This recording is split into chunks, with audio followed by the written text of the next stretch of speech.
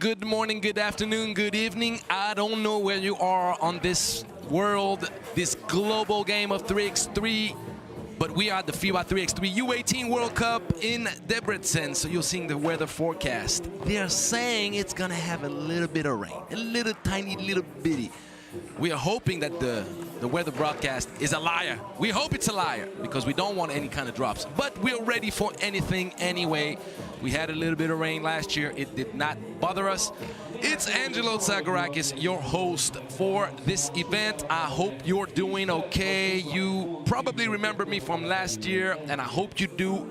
We're gonna have some action-packed 3x3 U18. And it's gonna be amazing. Last year was quite electric. The final was legendary.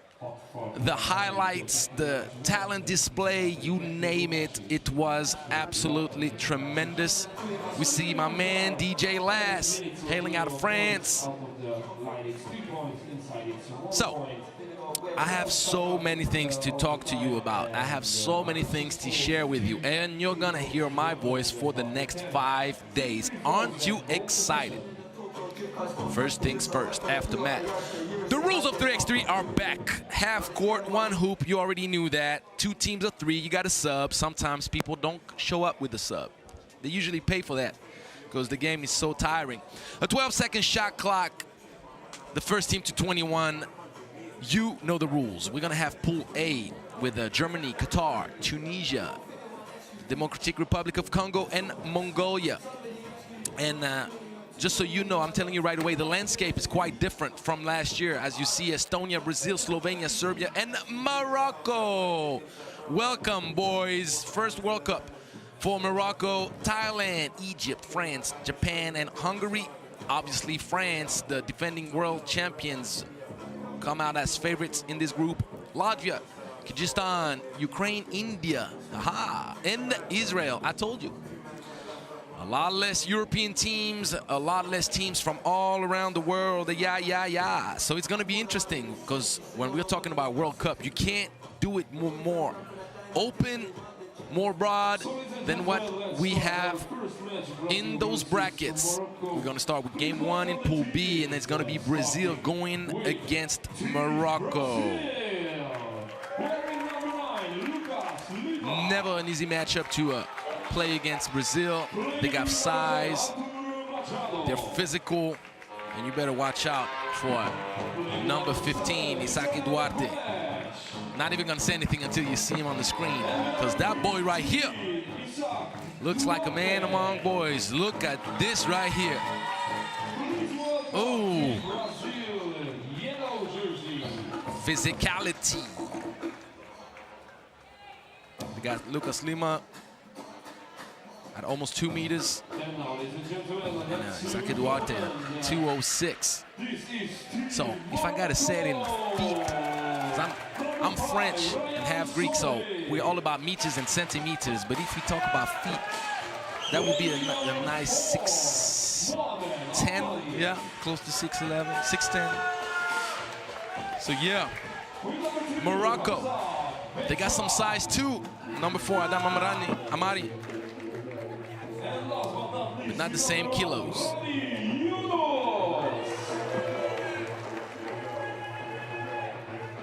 Amari is more lengthy. Duarte is going to be heavier, stronger. But we'll see. I'm very curious, very curious to discover this Morocco team.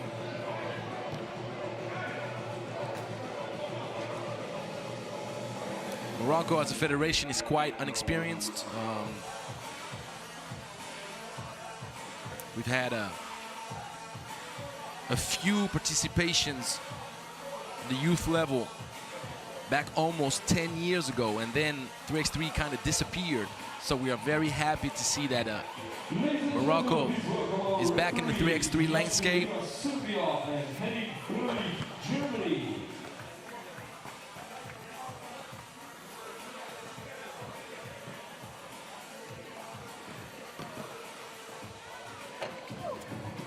So we're gonna have one last minute of warm-up action on the court. before we get things started. So who's your favorite? Who's the team that's gonna take it all? We haven't talked about the women's bracket yet, but don't worry, it's coming. We got 20 teams in both genders. So we're gonna have a lot to talk about. Let's focus first on the boys. I remind you, if teams are tied after the first step, the first round, if I can call it that way, all goes by who has the most wins. Then you go to the head-to-head competition in case of a tie, and of course, in a three-way tie, which happens quite a lot in 3x3, got to go to whoever scored more points, and then it's the ranking thing. But anyhow, enjoy the action. We got it going on. Finally, I've been waiting for that U18 World Cup. And we are on. And the first ball right here with the speed, the kick out action. But that mistake happens quite often. Whoever catches it in the corner is trying to propel himself forward, takes that step back, and he steps on the line. First turnover for Morocco, the ball with Lima at the top.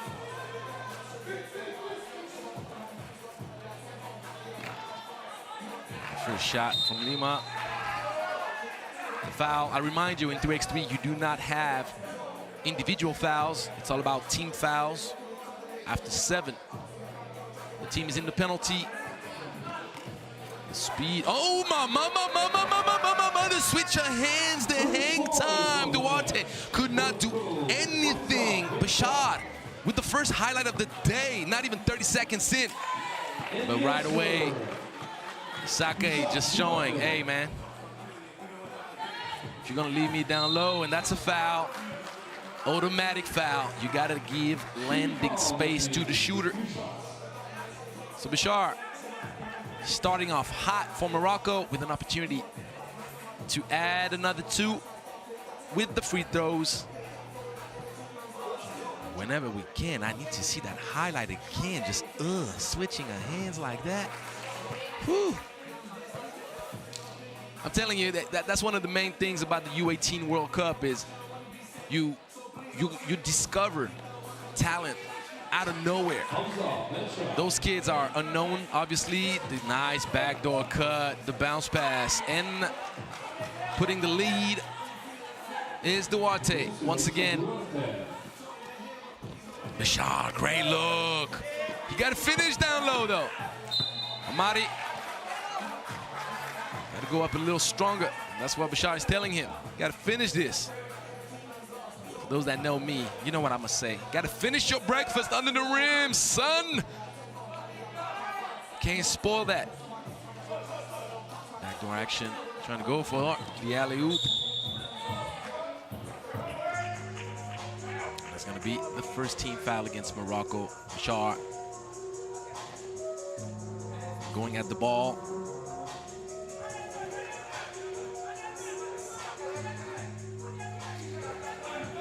Simple Iverson cut at the top. First long shot attempt for Machado.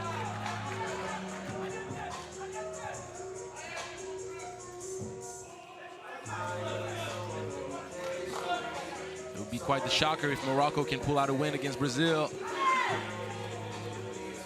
Great defense. Lima, nice ball movement. Oh yes, oh yes.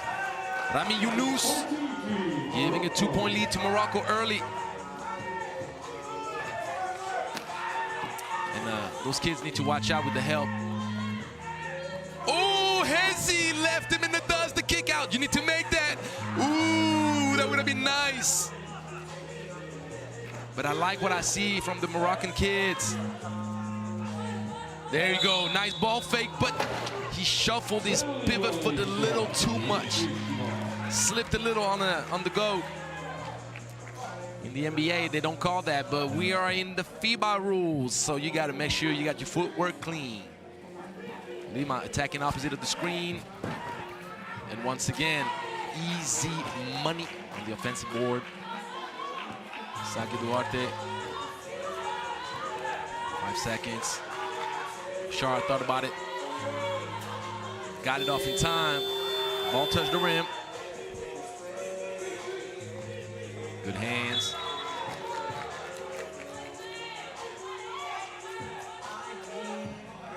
First feeling when you see this Morocco team going against Brazil right now is that they're going to fight hard, they're going to be aggressive. Will they last? That's the question. Oh, impossible to stop. Bishar, transit. The quick trigger and the offensive board on the other side. The push from Amari in the back called. So we got a 4-4 tie game right now. Still on the 3 minutes played, but it's active.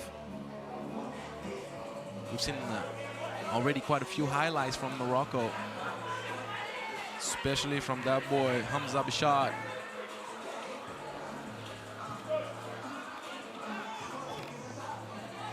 Rebound, Amadi. He got action. The speed, beep, beep. Gomez Atademo deflects the ball.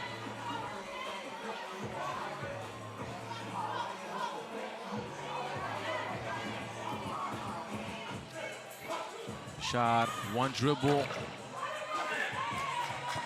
Separated, going to the right. It was a good pull-up. Duarte. Too small of a gap. Wide open. Good pull-up, and you got the ladies of Morocco came out to support. That's going to be a moving screen. Morocco up 2.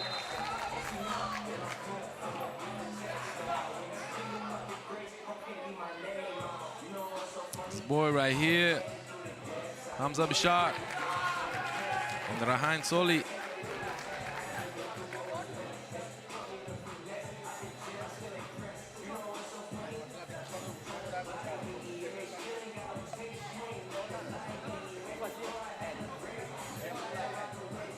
So obviously, and it's not rocket science, Brazil is going to try and should probably try to utilize the size and strength advantage close to the cup with Isaac Duarte.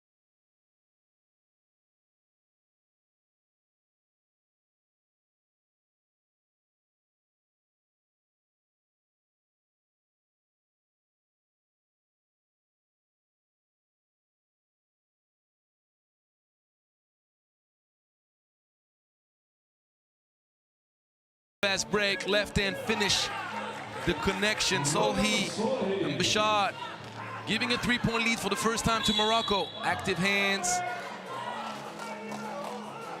A little too active on this specific play, but Morocco is in a good space right now. Up 3. Close to earning pairs of free throws. There's going to be an offensive foul once again.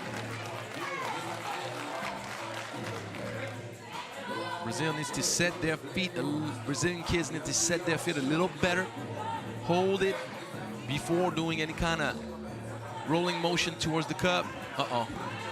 Double hezzy. Oh, mama! The sweet touch off the backboard. And Morocco with a 4-point lead. How about that? Very impressive. But what I like is the skill set from the guards. Seeing the replay again. Whoop, whoop. Double shimmy. Look at this. Ooh, sweet. Bucket here would definitely put pressure on Brazil. No love on the touch. It was a good try. There you go. The first time they're giving the big boy the ball down low. But it didn't finish it. Yunus. Ooh. Yunus. Hey, Tom in the double finish with the double clutch. Oh, Morocco is saying hello. The steal. That would be a big bucket. That would be a huge bucket. But that was a good shot. You got to take those. Mismatch sitting in the paint. They waited too long to give it. And you can tell those kids still are still learning the subtleties of 3x3, as Duarte had a clear mismatch, but he kind of let himself get pushed out of the paint. You just got to establish position. Be the one playing physical, putting the contact on the opponent. And Amari turns it over. Got to go strong to the cup in 3x3. Transition. It's a good shot. Morocco is taking good shots. They play with the spirit of the game. Mari, rebound. Another pull up, but he had his foot on the line. Kevin Durant style. It's a 6-point lead. 6-point lead for Morocco in their first appearance in a World Cup. Amari. It's called for the foul on this drive from Lucas Lima. No discussion about it.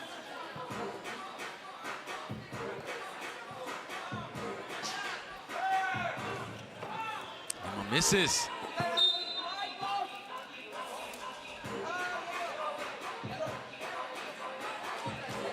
Ball given back to Brazil.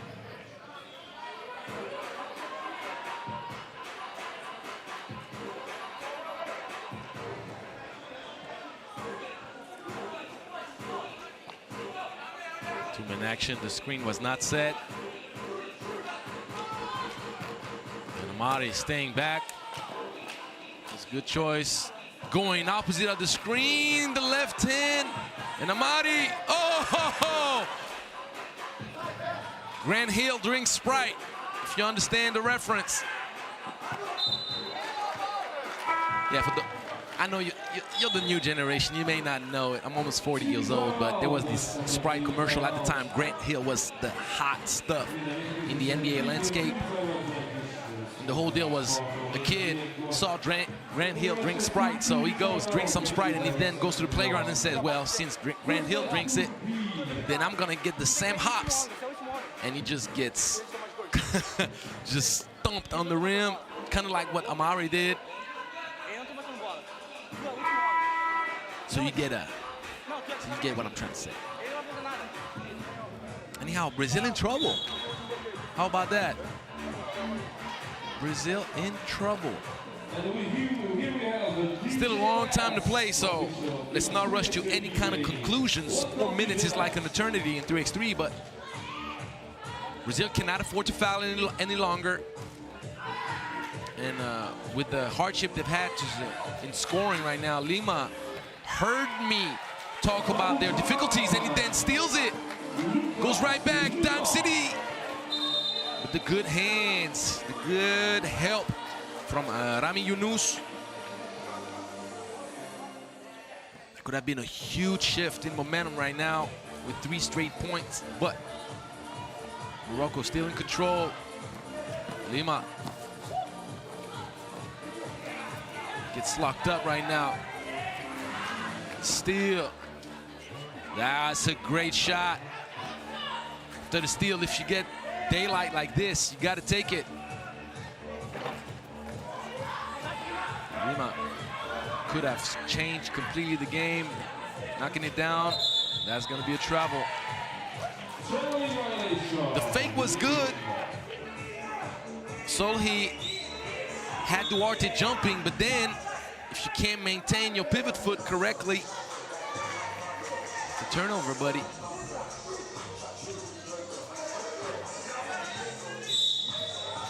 '16 foul. Nope. It's a travel, the same travel that was called earlier.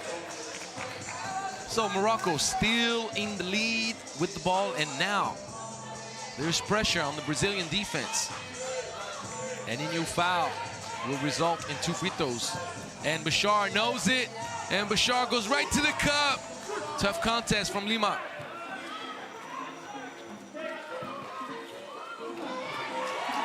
Strong finish. Gomez.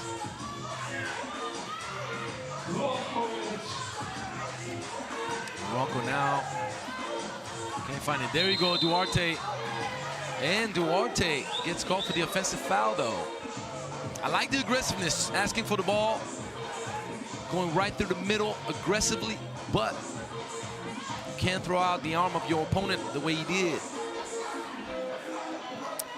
So, Morocco with the ball, top of the key.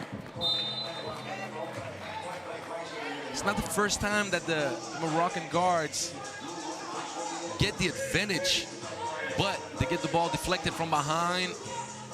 Yunus misses. Lima pulling Brazil back in this game. This time it doesn't work. With a good rebound from Amari and Bielsa. That's a huge bucket from Yunus. That's the board. Bashar. And that's a foul that will give Amari 2 free throws. Machado. Outmatched with height, obviously, under the rim. He's fighting for position, trying to not allow Amari to get too close. The Moroccan kids a bit tired right now. They need a breather. They requested a timeout. Oh, it's a TV timeout. Okay. I misread the signal from the... Oh, it's a team timeout. Okay. Thank you, my man, Alex. I personally wouldn't have called the timeout right now, as there was a pair of free throw and my team is in front. So no reason for me to give Brazil an opportunity to kind of figure things out. But also, if you need a timeout, then you need a timeout. What can I say? I personally would have waited a bit longer, especially knowing that Amari had a pair of free throws. A little bit off.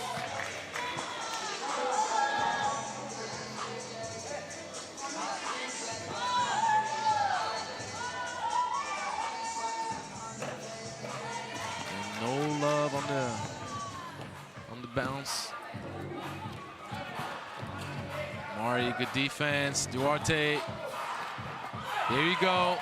Staying serene, but then leaving the man alone. Didn't pay for it. It's a 1-point game. But these are good shots. I mean, Morocco taking what the defense gives them. Morocco has still 1 foul to give. Tough take. This boy right here, Lucas Lima, pulled back Brazil in this game. Mari kicks it out. Yunus, 1 second, the floater. No love, but the offensive board. And Yunus thought about it. Great fake to the cup, finishes up 1, Morocco, 15-14. No. Offensive board from Lima.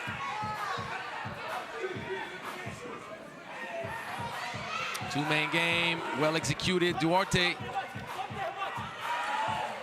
couldn't be more contested than that, but Amari turns it over, and then he fouls.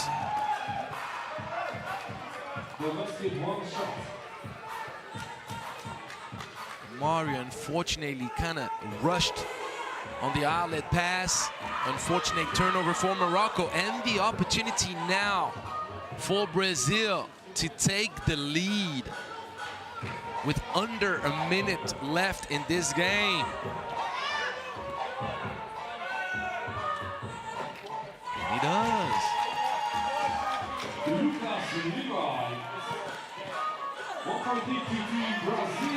And now Morocco underwhelmed or overwhelmed.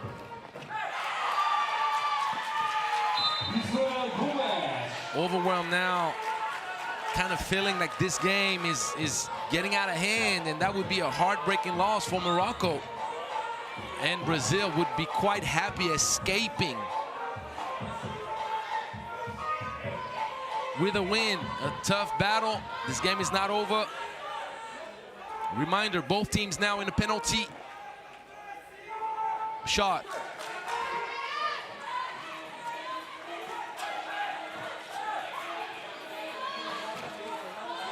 The huge offensive board from the shot. He's left wide open at the top. Ball bounces out. Duarte turns it over. Almost turned it over. Good hustle. 6 seconds left on the shot clock. If Brazil scores here, this game may be over. But the turnover, misunderstanding between Lima and Duarte. So now Yunus, they need a 2. They need a 2. They need a 2. They need a 2. Now they're gonna have to foul me the steal. Oh my God! They have the ball to tie it or even win it with a shot. Oh my God! For the game in.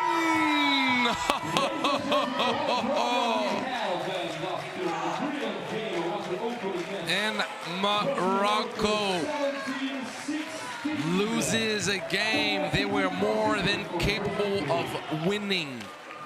A few mental mistakes late. A few shots that didn't drop, and Brazil escapes. That's going to be interesting to see what happens in this group, especially knowing that you got Serbia and Estonia and Slovenia. 3 countries with a great 3x3 culture and a lot of accolades. Let's see if Morocco does not regret letting this game go. Later in this competition, coming right up, we got a brotherly matchup, Slovenia against Serbia. You do not want to miss that.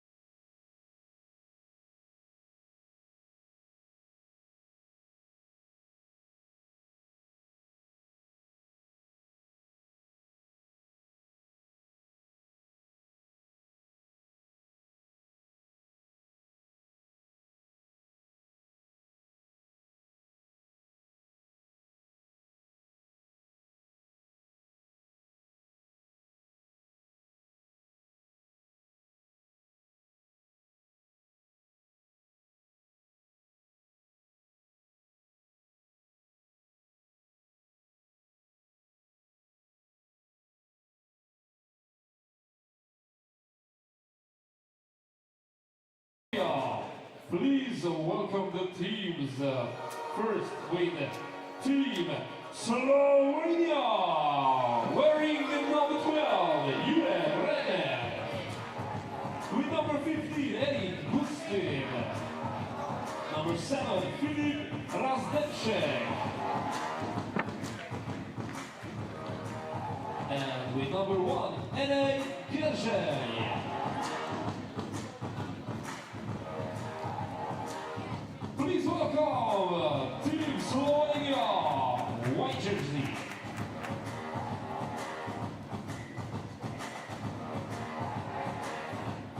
And now, ladies and gentlemen, please welcome the opponent, Team Serbia, wearing number 2, Luka Pupovac. Playing with number 8, Uroš Suput.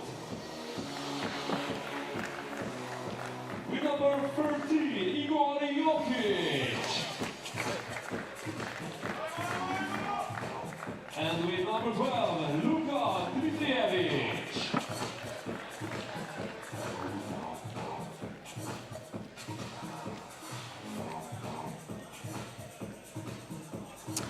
All right, this is a remake of last year's quarterfinal in the World Cup. A brotherly matchup between Slovenia and Serbia. Historically, those teams have matched up 3 times in the U18 category. Last year, the quarterfinal, the World Cup, 2012, U18 championships, and then the U17 Europe Cup quarterfinal as well. Serbia leads the series, if we can call that a series, but the matchups, the head-to-head matchup, 2-1. It's always a tough matchup. It's always a battle. 2 countries with a great 3x3 culture. 2 countries with tremendous accolades on the international scene. So let's see. Keep an eye out for number 8, Uroš Suput, that we'll see as well in the U17 Europe Cup, as Serbia brilliantly qualified in Zolnok. Defense, but the great court awareness, the pass inside. Gustin finishing it right away, lob pass. Serbia is going to try to maximize their knowledge of the game, but also their size advantage. Got a pair of short guards for Slovenia. And the length, the big man, Erik Gustin, giving Slovenia a 2-0 lead early. And Suput, whose bigger brother was one of the star players in this competition last year for Team Serbia.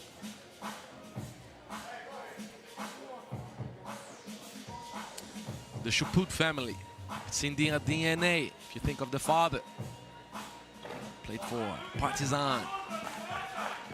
It runs in their veins.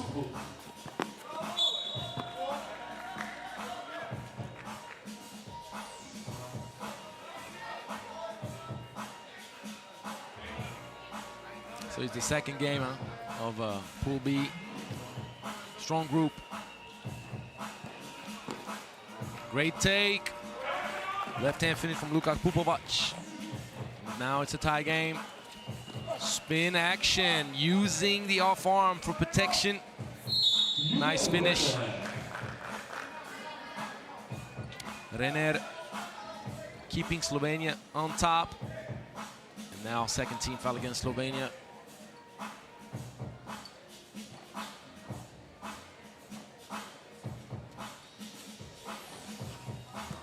Nice execution, going right back. Oh, got to finish though. Did not expect that. Dmitrijevic missing the finishing touch, and that's an easy call. Too much holding on the hips. Igor Jokic called by the referee. And, there is a cut cheekbone for Luka Dimitrijevic.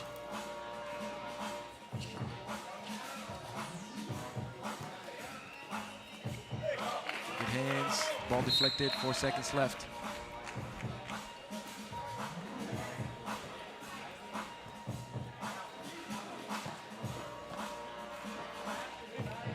Good composure. Renner kind of lost his feet, but he stayed with it. Chaput, top of the key, bang, bang. 4 apiece. I told you to watch out for him, didn't I? Yes, I did. Yes, I did. So let me say it again. Chaput fought a little bit too hard to go over the screen. Bumped his opponent. Fake handoff, pull up. Defensive board, keeping Slovenia on top. Grzic. Nice two-man action right here. Soft lob pass.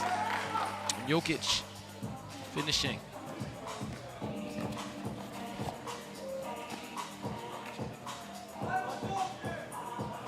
Slovenia staying in front, responding every time. 2 people on the ball will get you in trouble.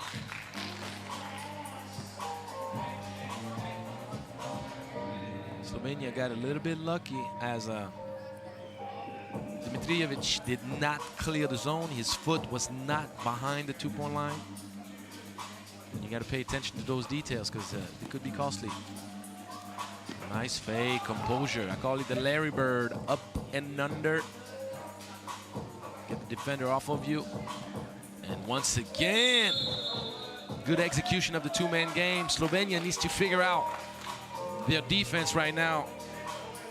They don't quite switch as they're supposed to do it.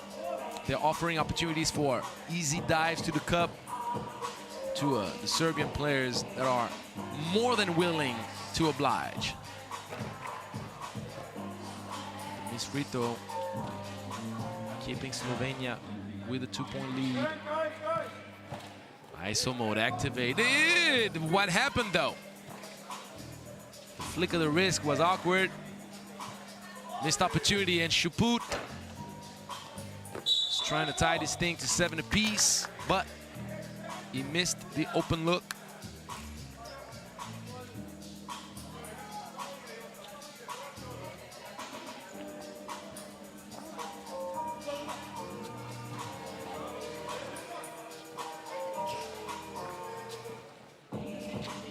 Can't really guard any better than what Serbia did. It was an individual exploit. 2-man action, and now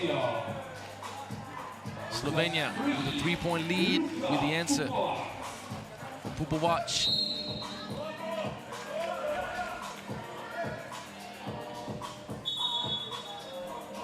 Whoever wins this game takes a strong option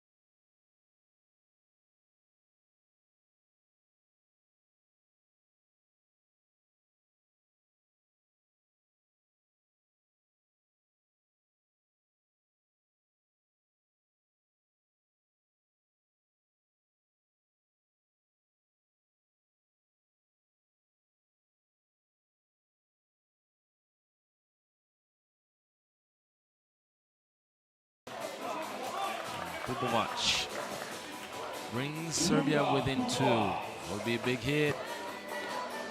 Shot very short.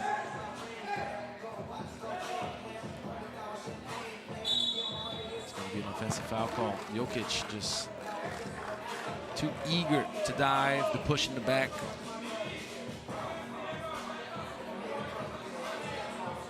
And Frolik making sure things stay clean.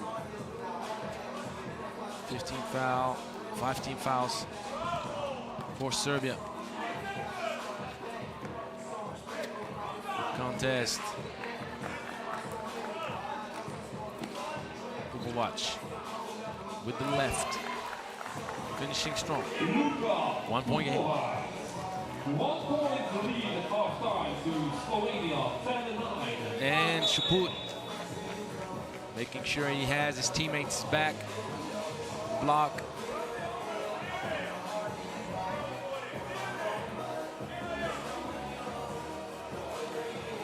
Oh, that hurts.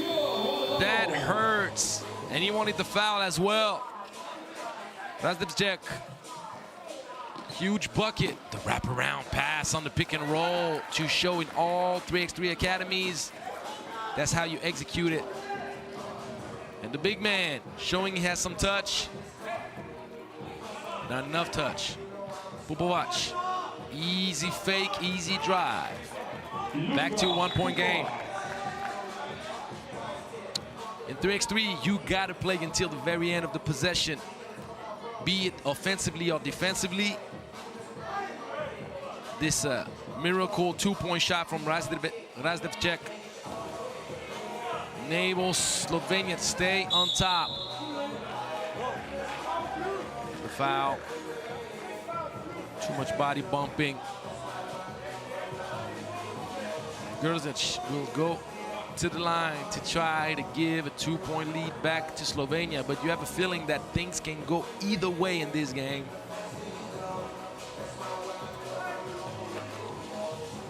So back up to Shaput. Thought about it, not for long. Bang, bang, again. Shooting 50% from a distance right now, Shaput. Steal.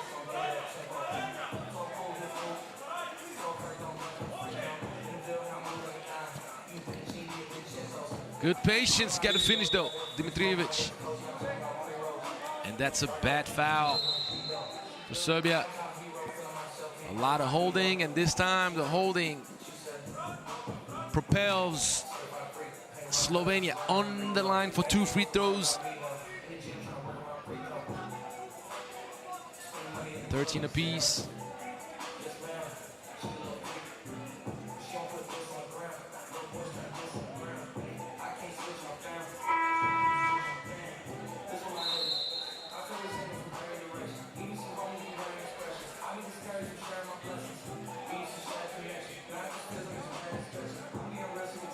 Back to the game. What a tough match we have. It's 30-all. Less than 4 minutes to go. Second game in Group B.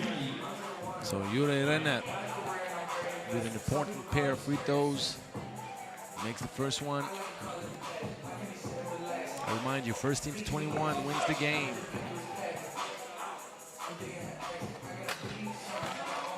15-13.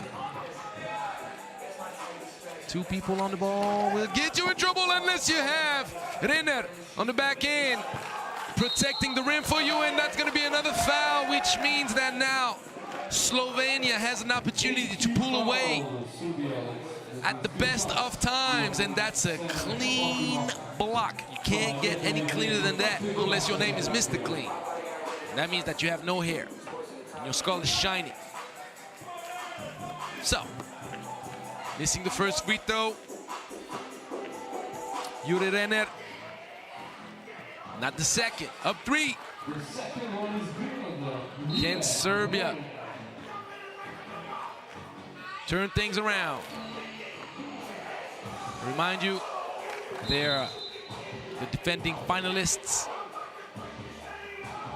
Played an incredible final against France last year. Same place in Debrecen.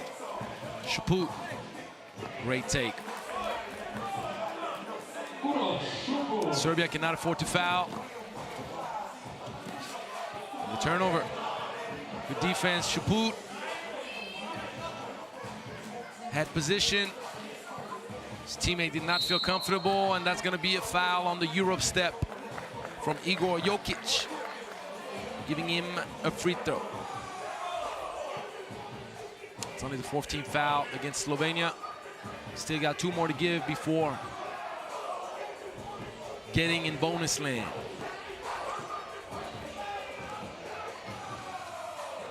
Jokic knocks it down. And back to a 1-point game. Chaput gets crossed and scored on. Nice take by NH Gurzic. Kick out. A big, huge bucket, and it is a huge bucket. Igor Jokic tying things to 17 apiece. I told you. You're right, my man. He has the name and he knows the game. Just so you understand, I always have my man Alex in my ear, telling me good stuff, bad stuff, funny stuff, whatever it is. He's in my ears, just so you know. Big shout out to Alex and all the technical team. Always lovely to collaborate with you guys. Had a great time last year and looking forward to have another great time this year. So 15 foul against Slovenia. Only a 1-point game. That's a costly turnover with close to 2 minutes left in this game. No foul allowed for Serbia. Great hands. But in it. Ball did not touch the rim, so Serbia will get possession back. I remind you, Slovenia has 1 more foul to give. Timeout requested by Serbia. What are they gonna come up with out of the timeout? Are they gonna work something out for Uroš Chaput to come out of the screen and knock down a dagger? He's more than capable of doing it. Are they gonna look for a mismatch or an advantage close to the basket?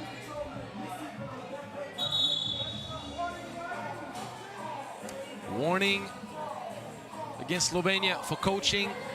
You cannot interact with your coach wherever he may be on the sideline. So, big possession out of the timeout requested by Serbia. Chaput on the bench, and they worked it. That was well executed. The shot was clean, but the ball rims out.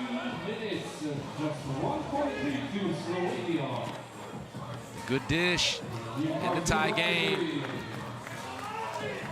Pupovac.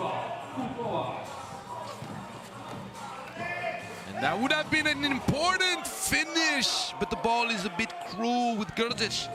And now Serbia has the ball to get the lead back. The kick out, that's gonna be a 2-0. He fakes, gets to the left. Got rushed a little bit. He's asking the referee for a foul on his right shoulder. No foul to be given here. Minute 25. Rebound from Chaput. Chaput, ISO mode activity, they got him slipping, and the next it down, that's a huge bucket, oh mama! Jure Renet on the highlight, I'm sorry son. And now Serbia, 1 point away from the win. Gonna give the ball to the man they call Chaput. Chaput with the, the low pass that would have given the win to Serbia. But once again, Luka Dimitrojevic gets called for the illegal screen, so now you know for Serbia they cannot afford to give an opportunity for Slovenia to have a clean look for a 2-pointer. And of course Slovenia is going to call for a timeout, try to come up with the best play, the best setup possible for a clean look that would give them the win. For Serbia, they cannot afford to foul. That's number 1. Number 2, They need to get a stop and not allow Slovenia to have a clean look at the basket for a two-point shot. So, let's see. I'm sure they're very well coached. Probably have some prepared stuff worked out for a shooter.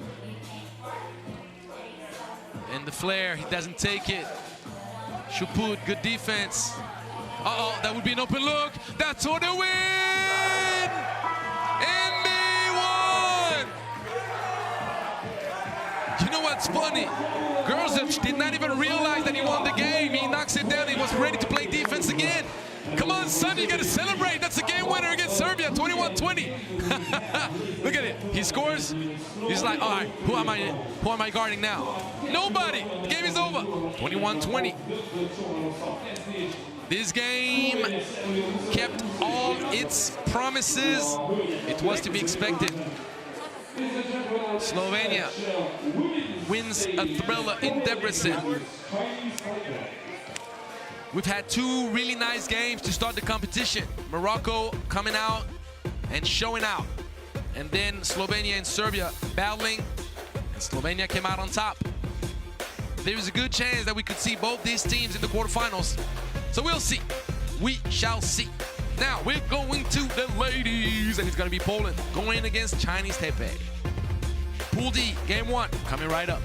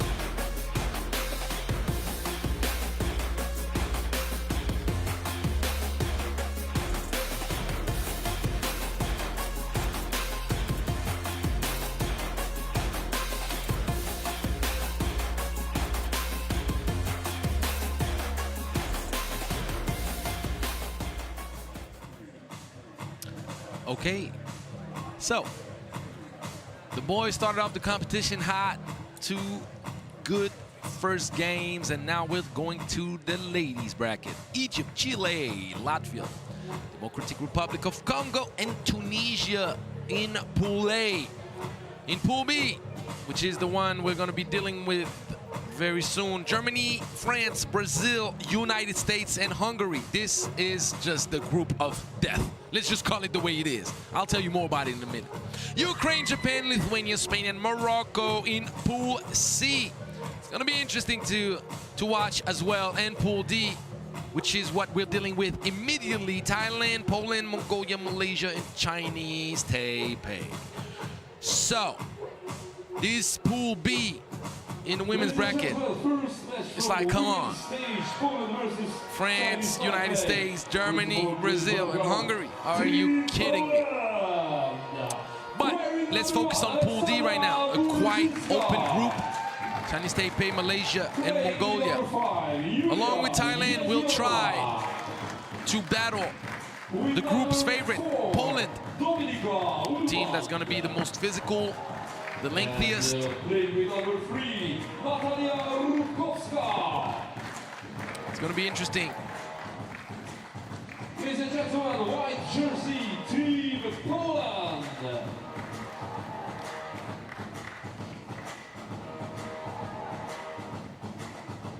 And now, please welcome the opponent, Chinese Taipei. Wearing number 8, Yafu Kayu. With number 15, Su-Yun Huang. Playing with number 14, Jingen Bi. And with number 11, Lizuan Cheng.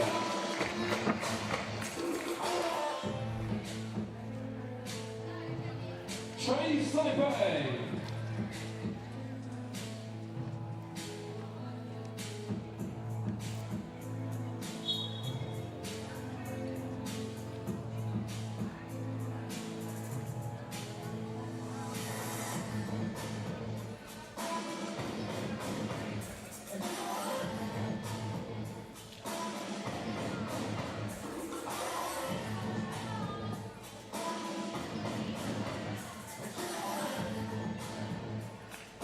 Ladies and gentlemen, please welcome our referees Jasmina Yura, Serbia, and Monica Nasuna, Uganda. So those two teams matched up back in 2012. Yeah, that's how long it was. 2012, and Poland won. It was in Pool B of the 2012 U18 World Cup. Ellenfél Thailand pedig a 20. helyen van, ugye 20 férfi és 20 női csapatunk van. So, the ball for Chinese Taipei to start it off, and the wide open look right away, but unfortunately, Mi could not knock it down. Drive strong, offensive board, extra pass. Both teams playing fast, getting the ball moving. I like the idea, but it's going to be a turnover right here. Watch out for the length, the size. Oh, and one! Sweet touch off the glass. She was completely off balanced. It was a tough hit right there. Ullman earns herself a free throw. She put Poland on the scoreboard.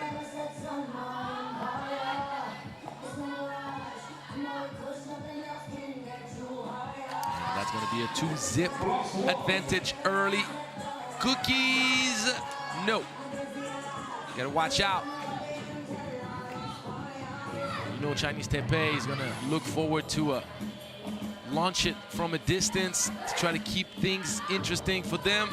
And then if they find any kind of success from two-point range, then they're gonna use their speed, try to drive you.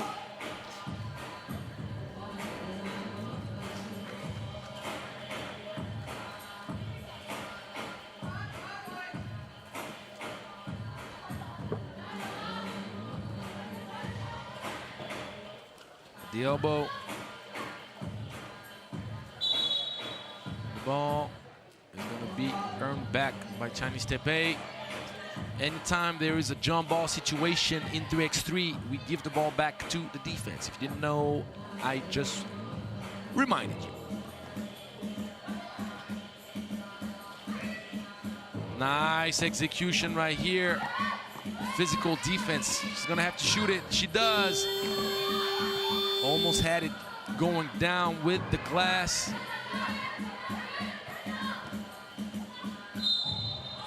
That's gonna be an N1.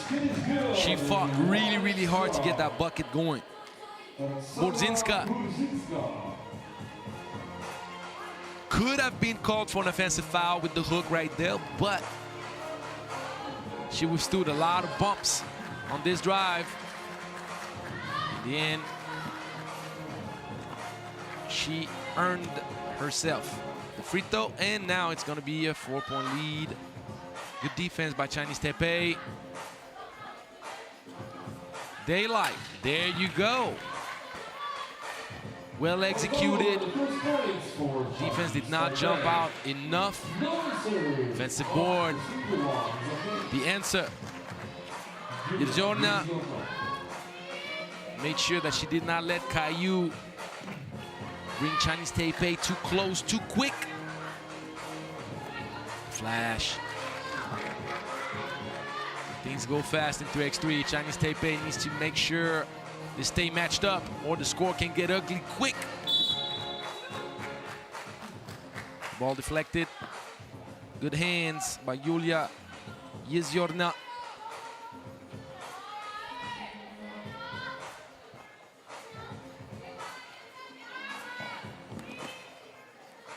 Nice attack on the baseline. Great box out. Ullman. And now Ullman, ISO mode. Crosses over, but didn't put quite the best angle on the glass. And sure, don't succeed at first. You just stay with the play. Like Rutkowska did, giving Poland a 5-point lead. I told you Poland is the clear favorite in this group. Too much size, too much skill. In 3x3, you gotta earn your wins. Good hands. Yafkayu deflecting.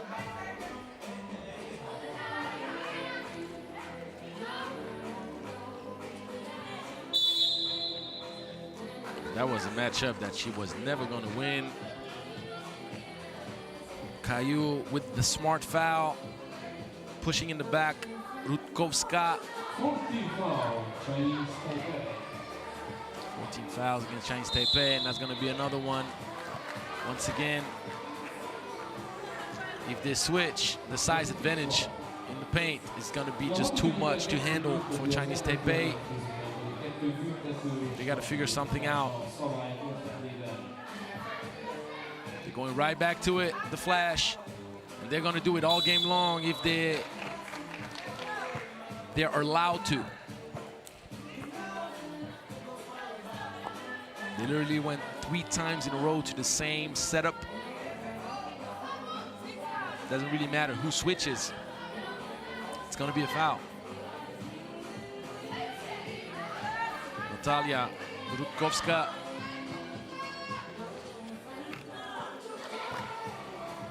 Not get this one to go. Great take on the baseline. Nice touch. 7-3. Yafukayo. Third point. And now Caillou. No. Yes. The ball. Kind of teasing us. And just like that, Chinese Taipei back in this game. But with 16 fouls, Chinese Taipei cannot afford to foul any longer. Wide open look. If they knock down those long shots, they can keep their hopes alive. But it's tough being in the bonus already after 3.5 minutes.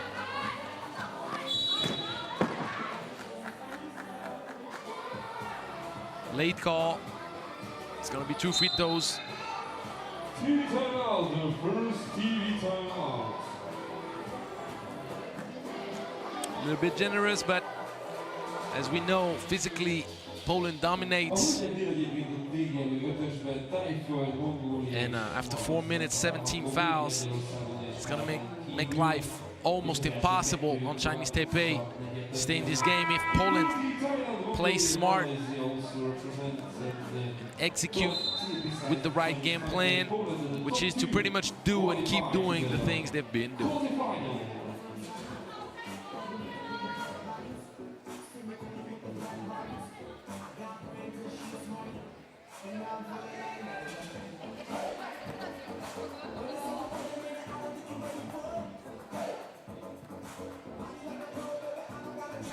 First free throw. Knocked down by Natalia Rutkowska.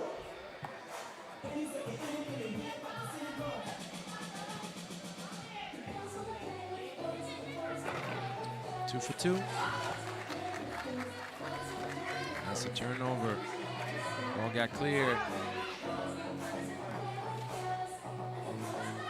Mid-range pull up a little bit forced. She rushed it. Poland needs to keep executing, finding a mismatch.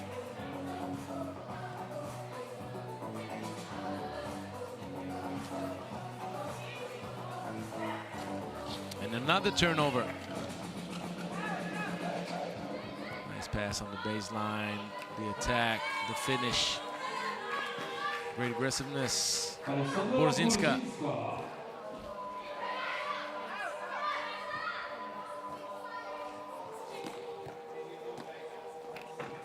Well executed. The pass was good. The angle on the glass was a little bit too complicated. It was close to the baseline. Good hands. It was clean.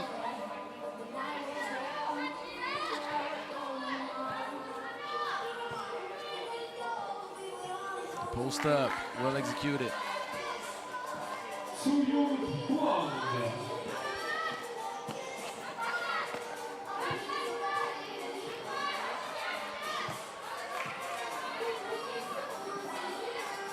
Down about it, hesitated a little bit, should have taken the first shot probably. Chinese Taipei has absolutely nothing to lose to chuck it up a bit.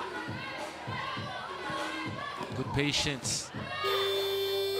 To mention, there you go, that's what you call transition in 3x3. I even say fast break. It's not even transition, it's one pass and shoot. You got to take what's available, because obviously trying to match the physicality from a team Poland, it's going to be a task. Quite complicated for Chinese Taipei. Timeout requested by Poland. Ezt követően tehát lesz még egy Mongolia-Malaysia összecsapásuk ebből a csoportból, aztán pici szünet, és visszatérünk a következőjéhez. Észtország-Brazília összecsapás. Right after this, we'll see Mongolia and Malaysia battling in the second game of Pool D in the women's bracket. So just so you know, today we're gonna have a 20 games piece, and then tomorrow another 20 games piece. And guess what? In 3 days it's gonna be another 20 games piece. And in 4 days we're gonna have another 20 games piece. And on the last day we're gonna, no, 60. So 96 games in this World Cup. So you better be hungry for 3x3 like we are. And just so you know, I got people watching all of you. So if you don't watch all of the games, I'm gonna send my people after you. Yes, we need you to be with us. We want you to be with us. Wherever you're from, whatever part of the globe you're following this competition from, we salute you, we welcome you, we are very happy to have you with us. Who's your favorite team? Who are you rooting for? Let us know. Ball movement was good, but then can't try the impossible. 5-point lead. Great court awareness. They came out and doubled, and the towering Rutkowska passed it over everybody. Good defense. And withstanding contact. Thought it was gonna be good. We see a bit of frustration from Burzinska not earning the foul call. TV timeout. 18 fouls to 0. We are right under 4 minutes in this game.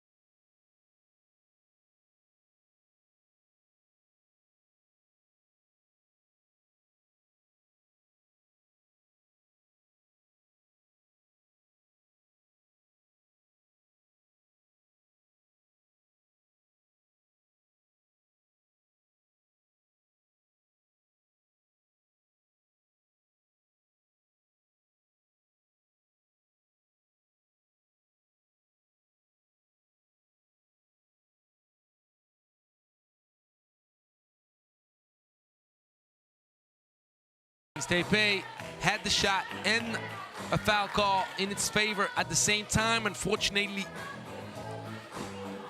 don't quite find the efficiency that can turn this thing around unless, no.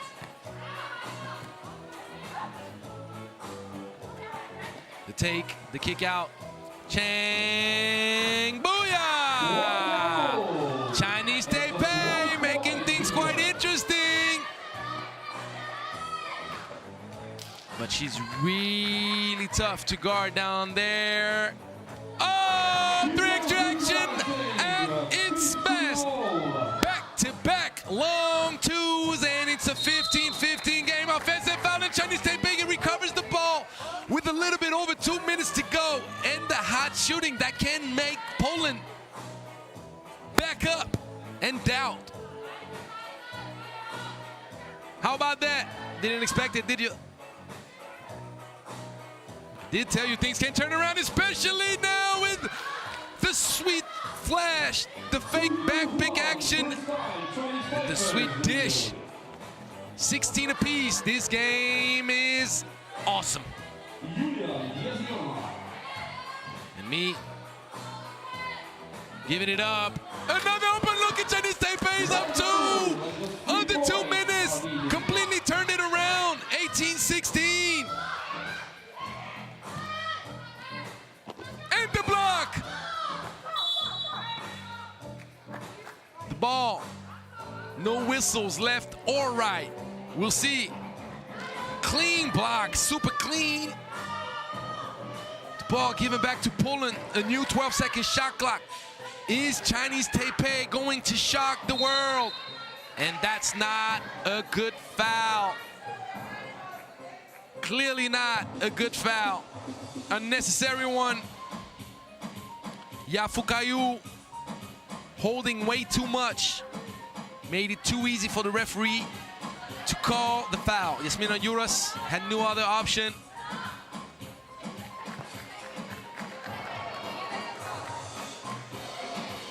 And the first free throw knocked down. Dominika Ullmann could tie it up. She does.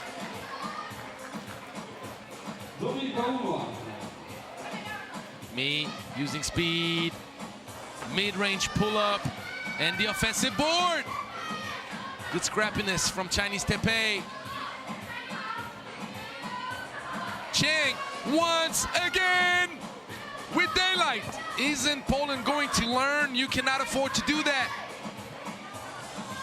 Poland putting itself in trouble. Good defense by Chinese Taipei, and what a dagger! Huge bucket. Alexandra Burzinska. Ball is going to be given back to Poland with 54 seconds left in this game. Poland can finish it. So, Coach Angelo will tell you, no need to shoot it.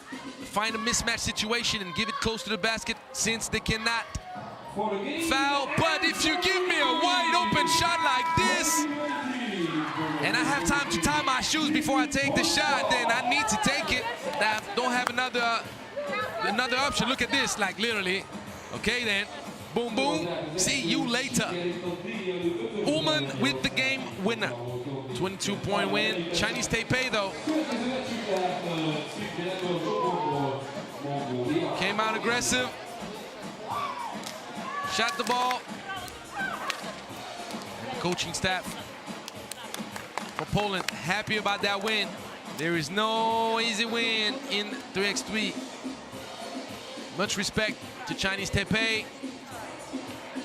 Looking forward to see the ladies match up against the other teams of the group to see if they can reproduce the effort against group favorite Poland. Coming up now, Mongolia and Malaysia in Pool B on the women's bracket.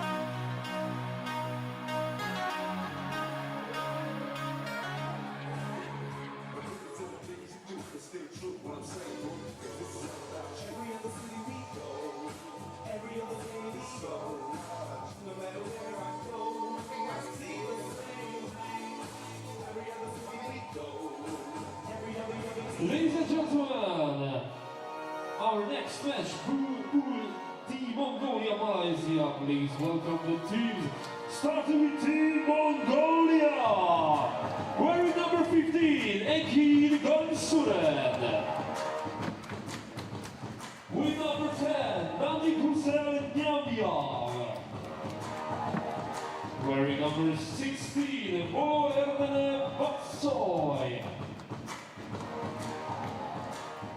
And with number 11, Momin Batsuren.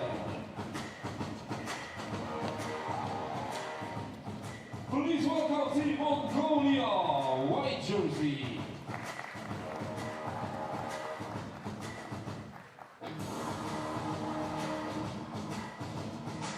And now the opponent representing Malaysia, number 24, Koni Chuaksing Lee.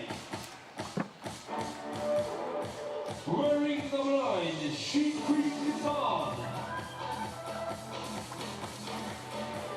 With number 6, Sin Yu Oh.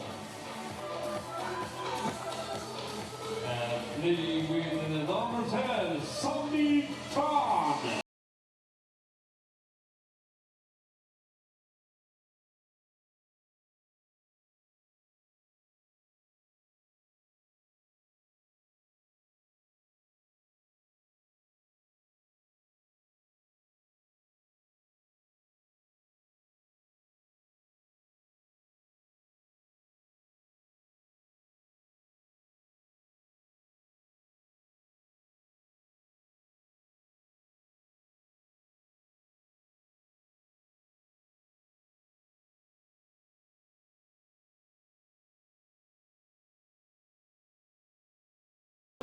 Please welcome our referees Monica Rassuna, Uganda, and Riolanda Torre, Australia.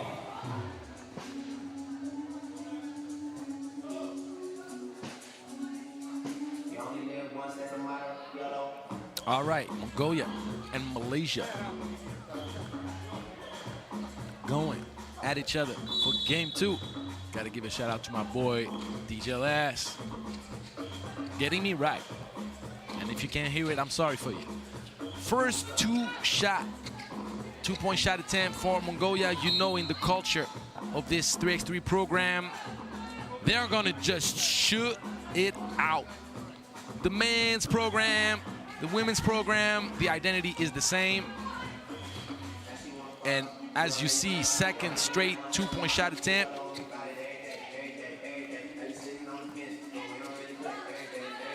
Good defense, good contest, good hands, and the ball back for Malaysia. Leave me wide open, I'll take it, but you gotta put some legs. We need elevation when we shoot. Good take, off balance left hand, finish. Well done. Batsuj putting Mongolia on the board, 1-0 lead.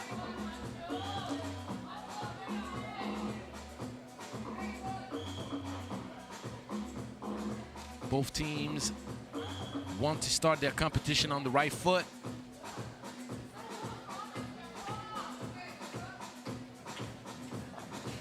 All the other teams in Group B will fight to finish most unlikely behind Poland, even though you never know.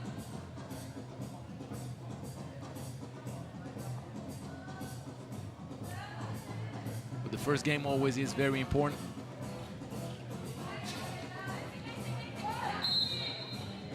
Pushing the back.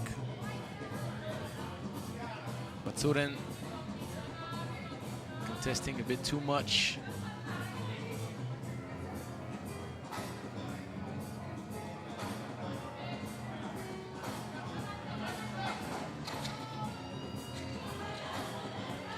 The ball turned over.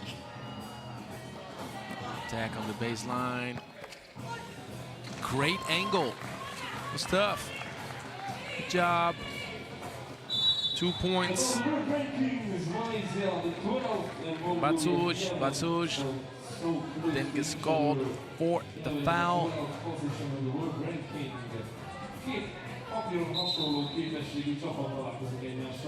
A mongolok a 11-ek, a malájok pedig a 12-ek. a világranglistán. Very well executed. I like what I just saw from Team Malaysia. A lot of ball movement, many collaborations, the good hands. Great defense by Chua Ching-ni.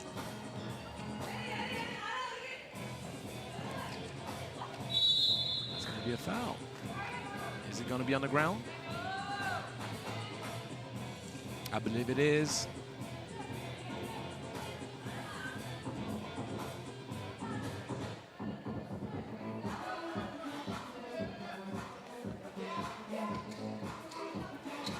Ball at the top.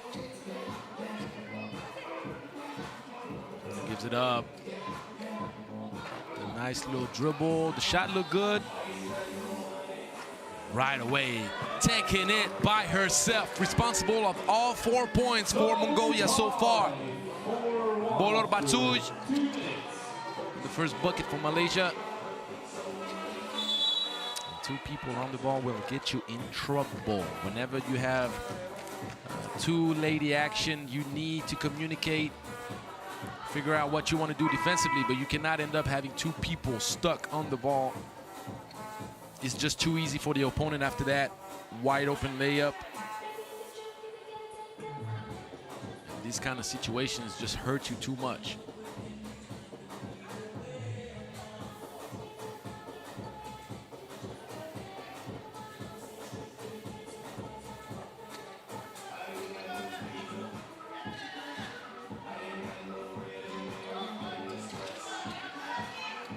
It's another good-looking shot right there. The moment it left her hands, Samitan enabling Malaysia to get back in this game. And don't forget, Mongolia has 14 fouls already.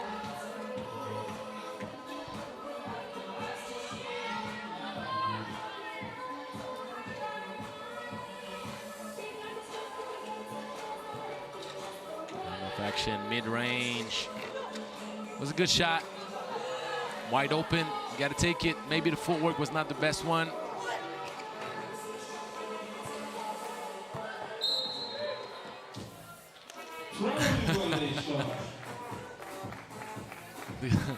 It's funny because there was the rebound, and then she kind of thought to herself like, oh, no, it's not an offensive board, it's a defensive board. I love it. She smiled about it, as she should. 5-3, nice take and finish. Nyam Yav. Behind the back dribble. Gets the cookies taken and the pass. Sweet. Dynamic combo. Nyam Yav and Batsuj. Keeping Mongolia up 3.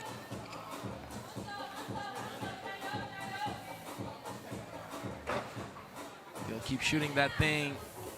Need to know that. That was an easy lay. You got to finish though. Spoiling dessert. Batsuj going back to it. She just doesn't have enough legs to finish.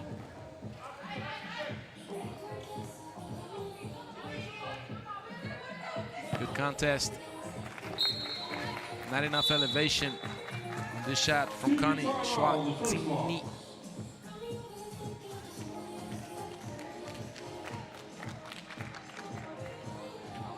6-3.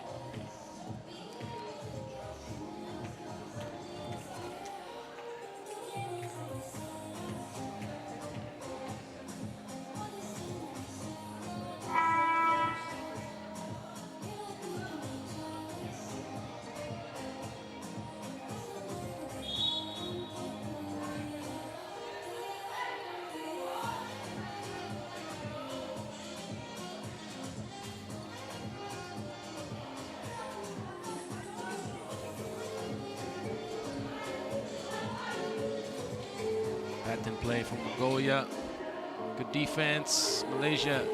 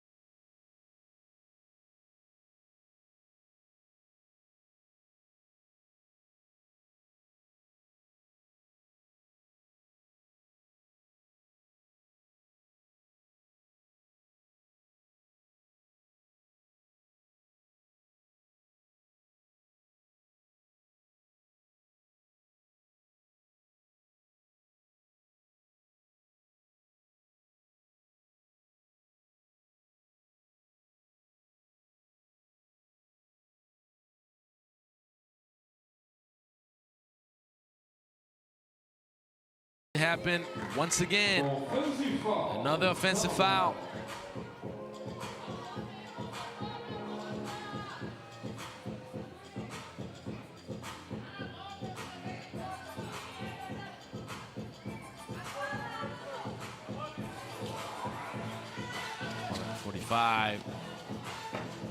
Nice attack. Move it off with a touch. 13 foul against Malaysia.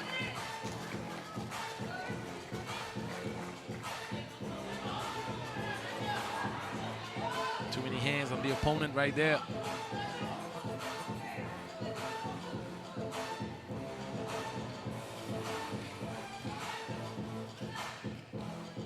Good defense.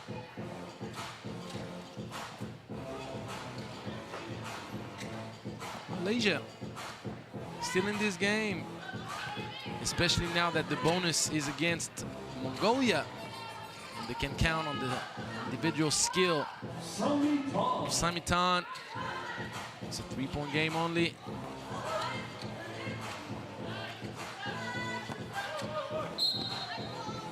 Ball is going to be recovered for Mongolia. Schwarzenegger could not secure the defensive board.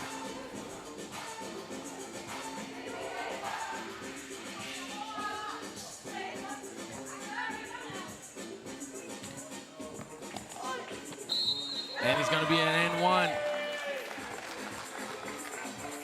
Great take, the attack off the elbow. Spin. It's not the strongest of bumps, but whenever the player is in the finishing motion on this layup, you cannot get him off balance, get her, in this case, off balance. 8-4. Another turnover, and that could hurt. Foul is on Mongolia. That's going to be 2 free throws coming up for Team Malaysia. And after 2 shots goes to Malaysia. Ladies and gentlemen, after this short break, and then we are continuing the program with the Estonia, Brazil men's category. Ezt követően egy pici születés folytatódik a holnap Észtország-Brazília férfi mérkőzéssel.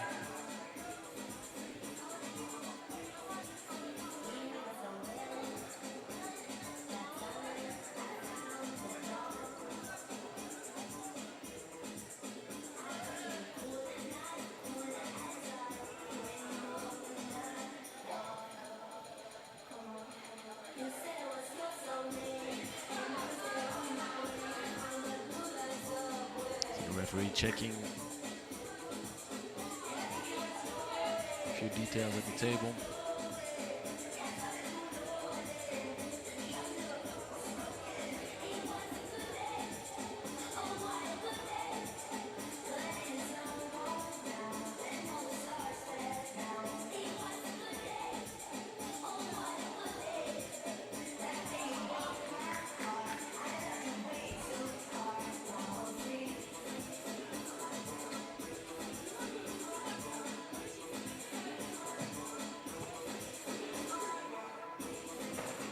First free throw is in. Sinu Hall goes 2 for 2, and it's only a 2-point game. Malaysia keeping things close.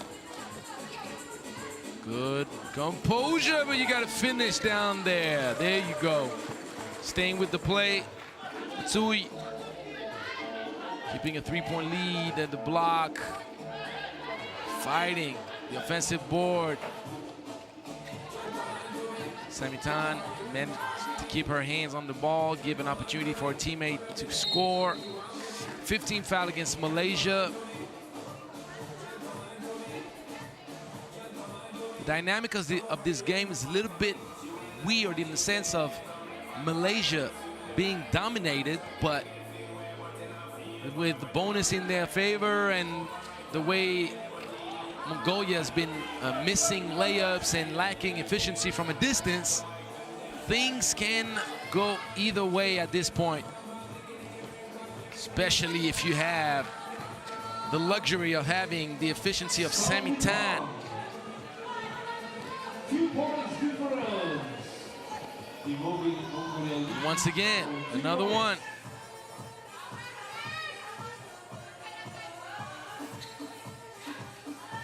Taking opposite, pulling back, up and under. Well, that's not connect with the rim.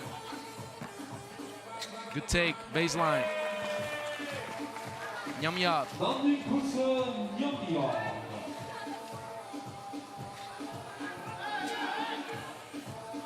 Tan hands it off. Unfortunately for Malaysia, they're kind of running out of gas right now. Did not even attempt a shot within the 12 seconds. As a matter of fact, they're trying to get some gas at the station right now, calling for the timeout. Malaysia only 3 points down against Mongolia. Mongolia has possession though. Debrecen, the city of 3x3 in the world, this whole past week. You've had the opportunity to follow the World Tour, the men's action.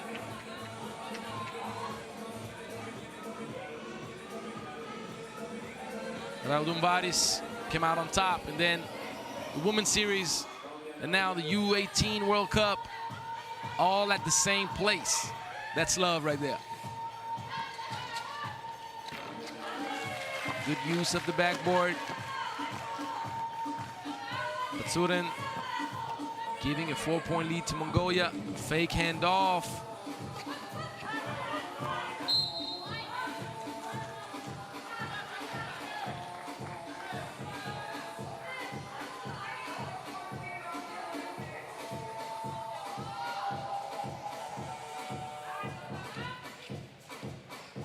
Execution, good defense. Malaysia just did not give anything clean to Mongolia all game long off check ball action.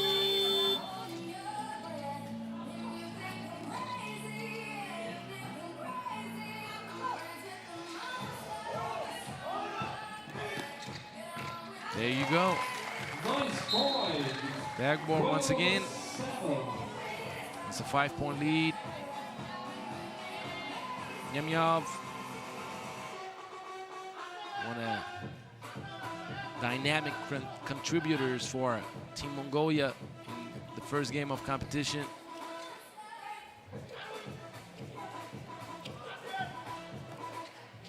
Got to take the shot. Will she get it off in time? Nope. Mongolia now with an opportunity to pull away. 16th foul against Team Malaysia of the offensive board. Kan Chuan Ting Ni hugging too much, holding from behind, and now both teams are in the bonus. Still no love from 2-point range. The push in the back. That's gonna be 2 free throws.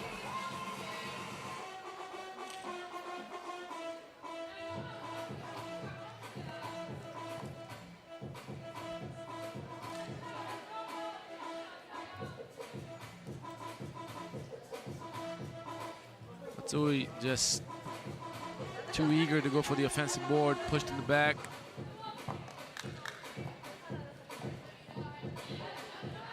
Seeing you knocks down the first, knocks down the second. It's a 3-point game.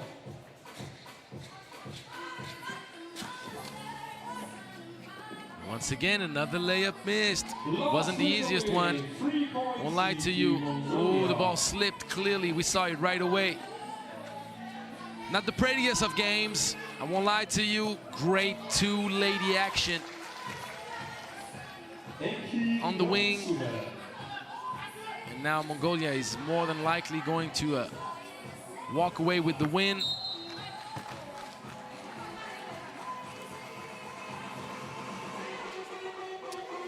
Winning pretty or winning ugly, it's pretty much the same for me. Winning is all that counts. The scoring is a bit low for both teams. In case of a three-way tie, it could matter late in pool action.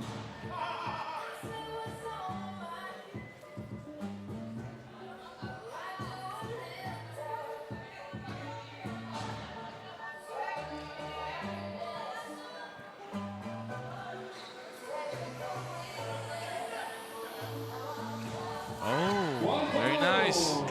It's gonna be a little bit too late.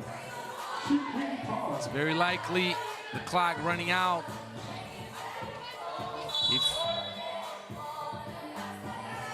If Mongolia score a bucket of any kind, since it's gonna be the 17 fouls, 2 free throws, lady. Yamyav goes to the free throw line. All she needs is one. Oh. If she misses this and Malaysia gets the board, could we get the first overtime of the competition? But we are not. 14-11. And this game is officially over. Congratulations to Mongolia, earning its first win of the competition.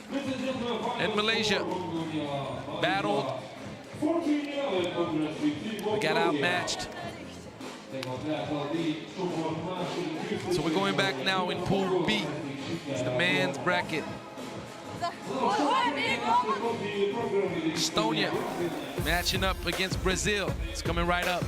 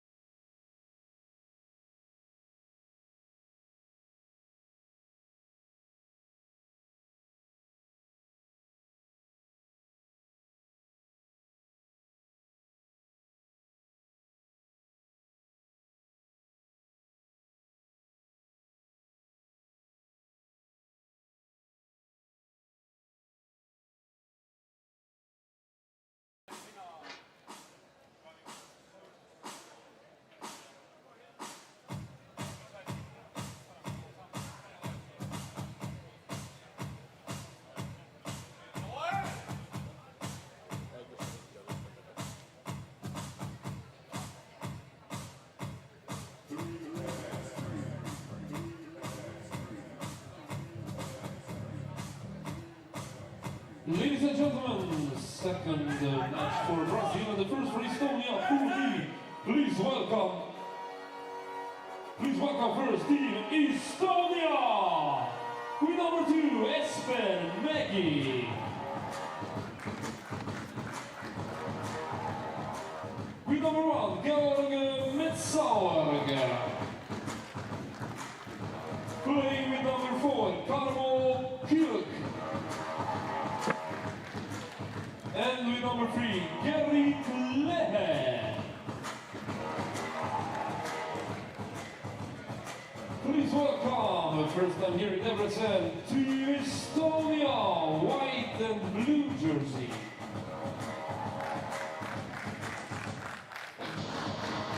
And now, the opponent, only one winner against Morocco, Team Brazil, with number 9, Lucas Lima.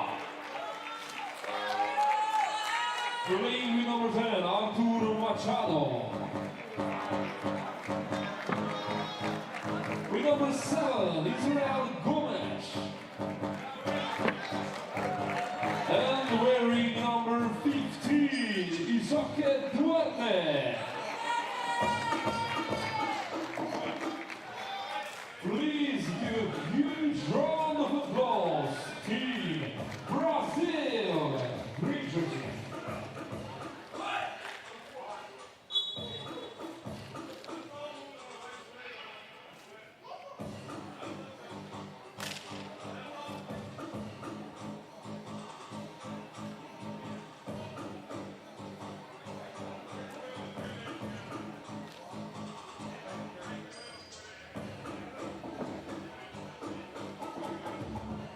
Ladies and gentlemen, please welcome the referees Jasmina Jura, Serbia, and Henrik, Germany.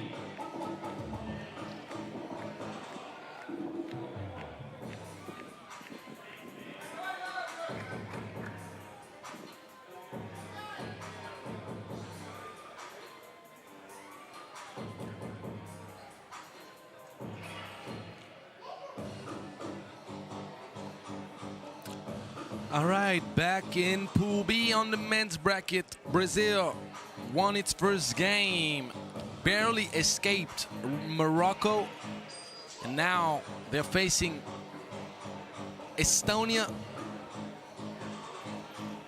a program with much more experience in 3x3. Team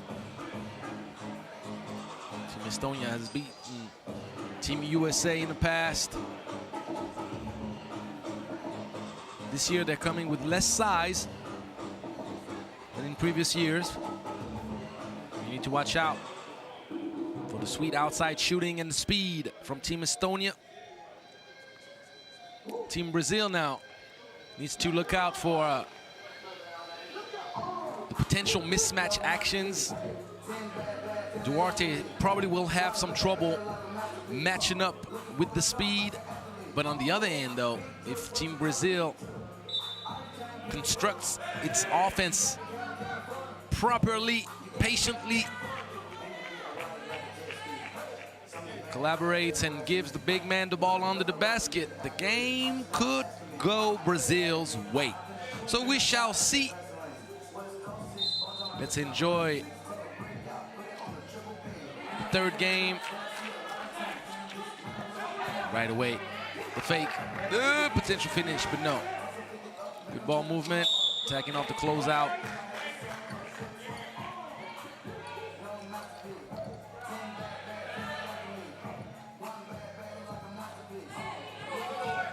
Metsaurg could have put Estonia on the board. Too much holding. Second team foul, back-to-back fouls from Estonia. Metsaurg. Great execution, but Lima completely misses. And I was talking to you about the closeout, and right away, Duarte in trouble on those closeouts. But then Duarte just moved furniture around the paint. And as he moved the furniture, he also moved his opponent. Espen Mägi Took an accidental hit, obviously. Well executed. And now 2 fouls apiece. 0-0 the score. Didn't I tell you about the speed? Didn't I tell you that Duarte will have quite a bit of trouble matching up? I remember I did. Lima. Oh, right, buddy. They opened up the lane. So you smashed on him. Ooh-wee. There you go. One apiece.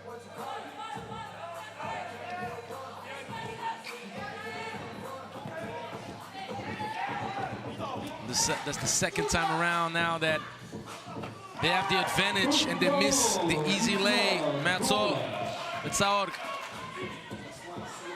displaying quickness, but not the finishing touch. And Brazil with the big hit on the fast break after the missed layup. Israel Gomez giving a 2-point lead to Brazil. Lima, this time, forgot his luggage on that trip.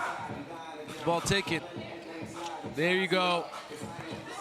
Third time is a charm for Metsaor. And another missed layup. But this time it's Brazil. And this time it's Brazil paying the price for it. Nice hit with the left. And Lima. Great body control. After the hit from Kilk. Lima responds. And the sun is showing up a little bit.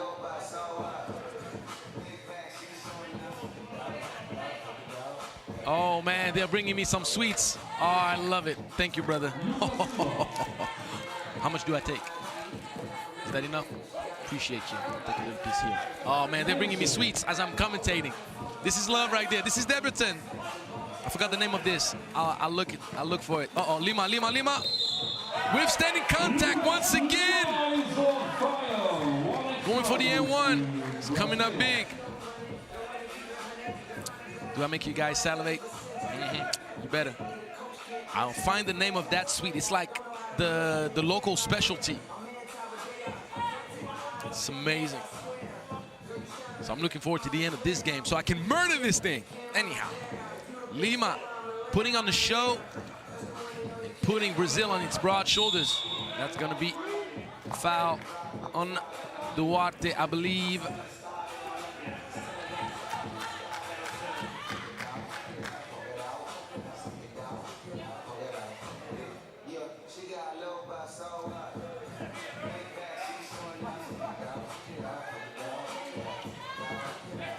Nice angle on the screen.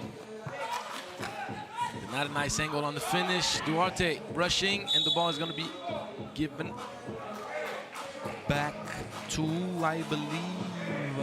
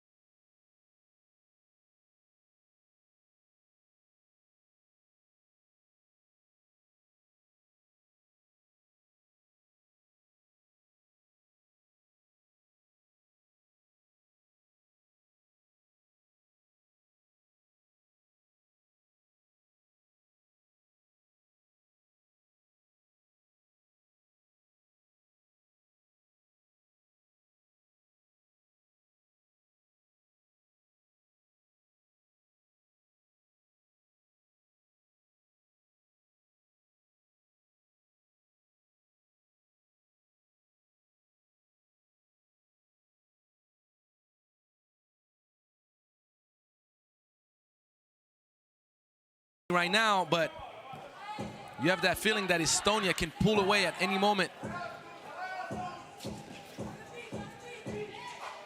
Wide open too, but it's never the easiest shot. Duarte finally getting the ball. And now Brazil gets 2-point advantage. And the 16th foul against Brazil. Both teams now in the bonus and early. Not even 4 minutes played in this game.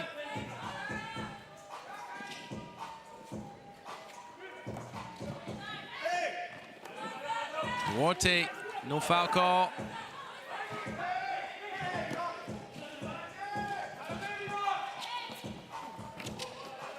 Defense, clean defense. Double cross. Very nice. He draws the foul from Lucas Lima, and now he has a pair of free throws to tie this thing to 9 apiece for Estonia.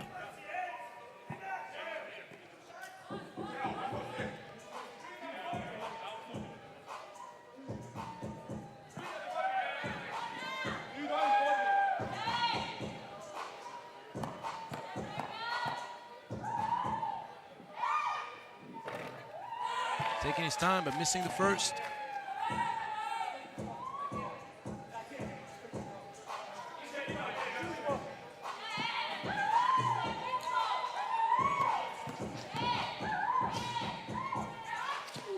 Knocks down the second.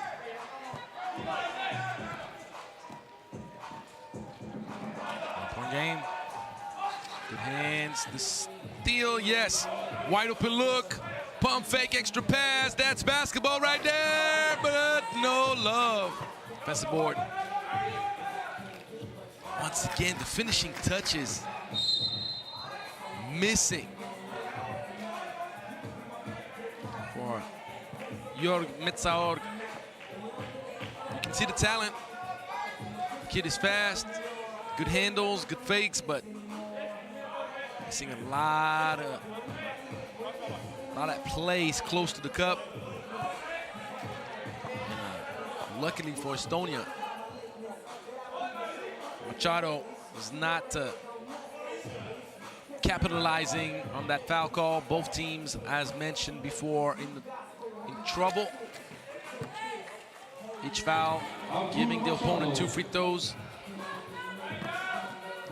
Great use of the speed, and once again missing the layup. That could have been a huge 3-point play to take the lead back for Estonia.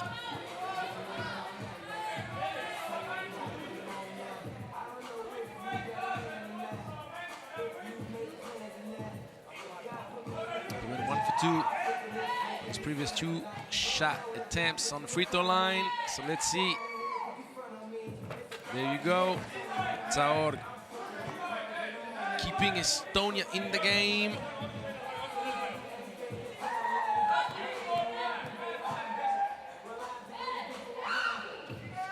Two for 2, 10 apiece.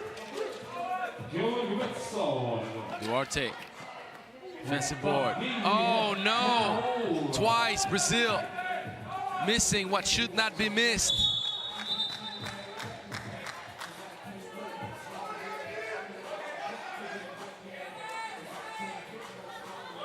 Israel Gomez had a clean look from 2-point range.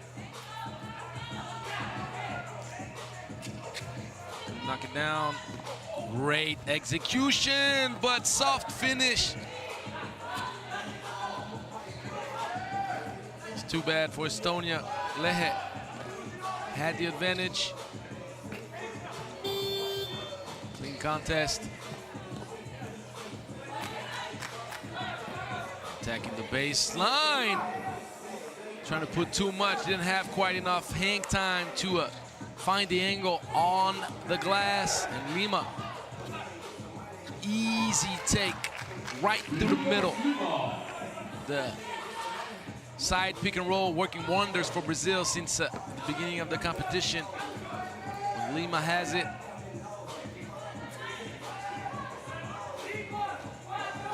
Lima trying to make the difference. and holding on to the ball a bit too long. Once again, Brazil not utilizing Duarte enough.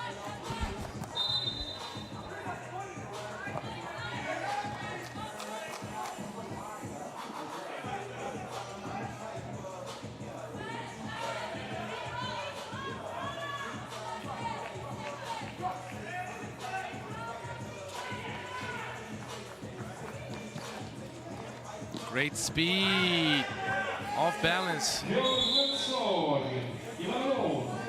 It's all tying the game to 11 apiece.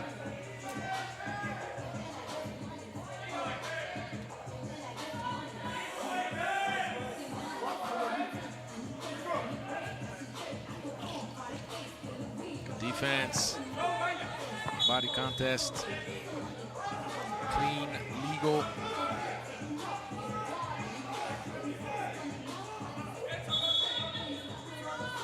TV timeout. We just reached the 4-minute mark. We're just a few seconds under. Both teams with pretty much the same number of team fouls. Tied to 11 apiece.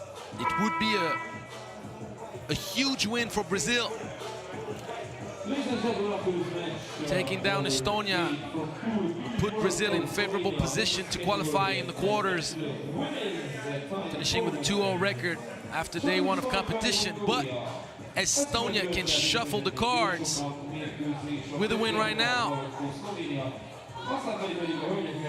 So we shall see.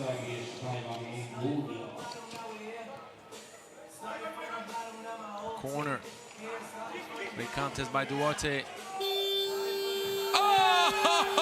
Oh!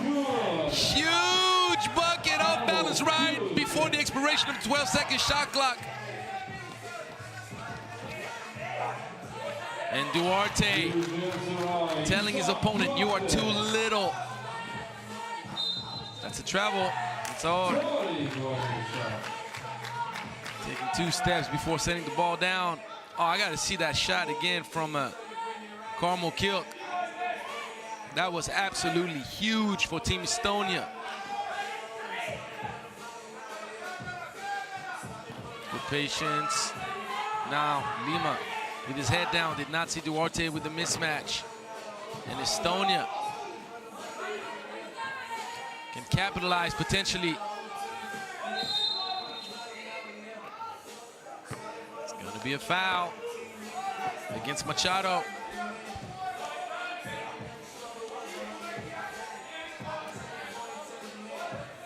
It's going to be 2 free throws.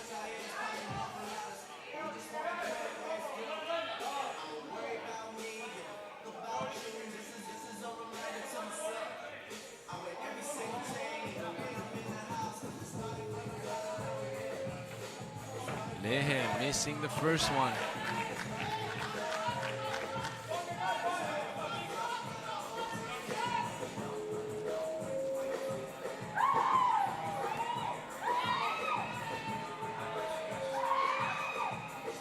Lehe makes the second. Up 2. Did not clear the zone. Did he? Did he? Is it me or? Okay, I'll have to watch that again, but Duarte was both feet inside. Maybe it went too fast for me. Either way, another foul call against Brazil, and that's the 10th team foul. And you know what the 10th team foul means? It means 2 free throws and possession. Could be huge turnaround for Team Estonia. But Kilk does not find the same luck on the free throw line that he did from the outside to beat the buzzer. 1 for 2. Estonia up 2. And now it's a huge possession with under 3 minutes to go.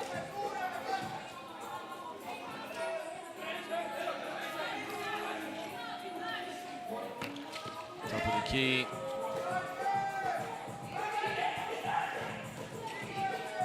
Duarte gets it. Great contest defensively. Brazil not collaborating, too much dribbling. They're going for individual solutions. It's not paying off right now.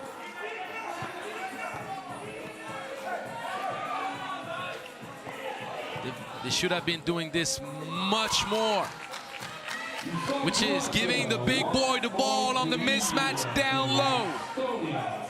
15-14. Problem is, on the other end, he can't stop anybody, but he says, look, I'll make up for it with the sweet outside shooting touch. And the ball earned back for Brazil.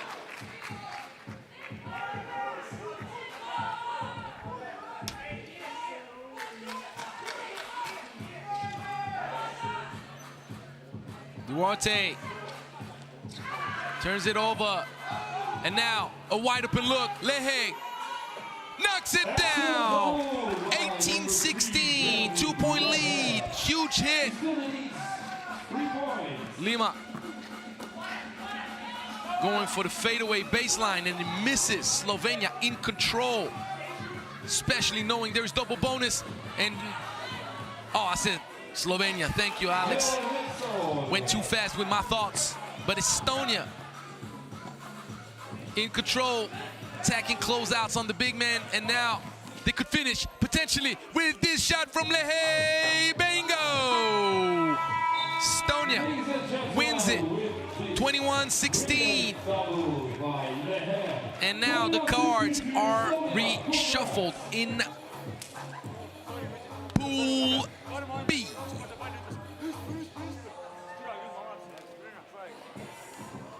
Congratulations to Estonia. Executed the right game plan, attacked the big man on the closeouts, harassed him, rushed the lane, and then they found efficiency from the outside. And Brazil did not capitalize on the size advantage of the Duarte down low. So, 21-16. Next game up, Morocco against Slovenia. That's gonna be a good one. Coming right up.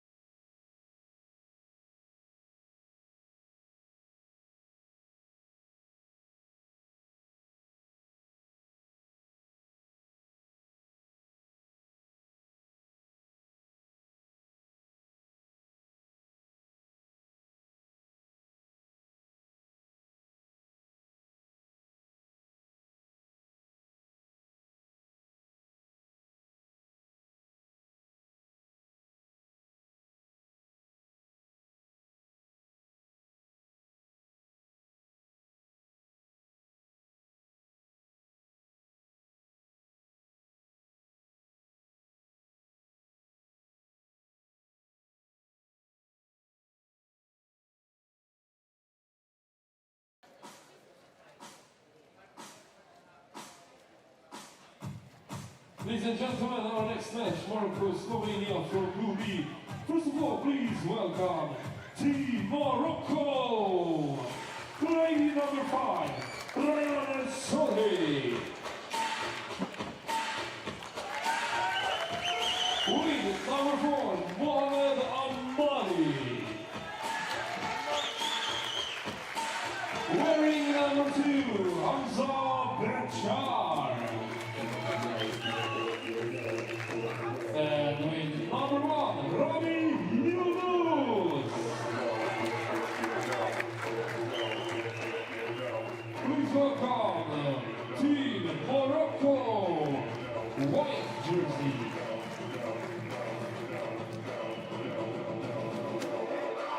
And now, ladies and gentlemen, let's see the opponent, which is Team Slovenia, with number 12, Jure Renner.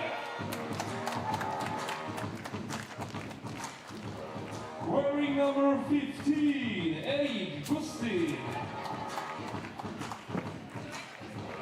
Playing with number 7, Filip Razdevček. And with the number 1, Erik Gergely. You have Team Slovenia, blue jersey.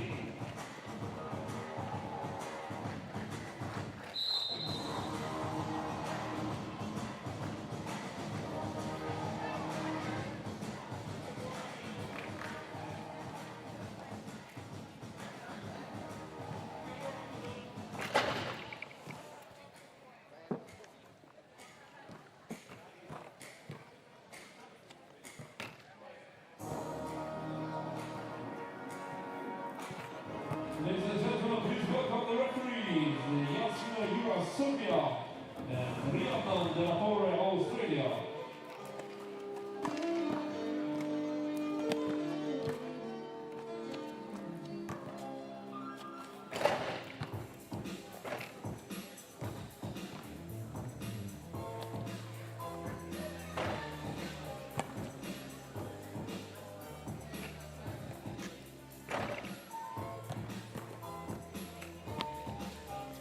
DJ Lass.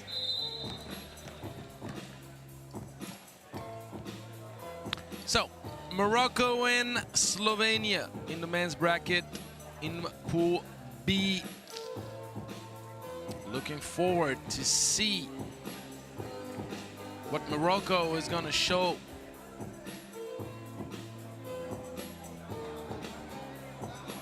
Are they going to confirm? It's quite a tough opponent. Slovenia beat out Serbia 21-20 in their first game of competition. Morocco could have beat Brazil, but they missed a little bit of serenity at the end, a little bit of composure. NBA 1! Huge bucket to start the game offensively for Morocco. Mohamed Ahmadi with an opportunity to take a 2-0 lead early. A little bit too long. Slovenia with the board. Off balance. And an easy tip in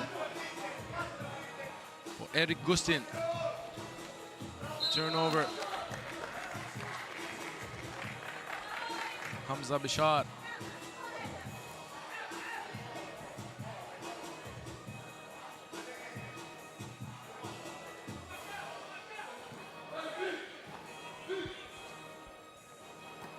The ball in the paint right away. Good hands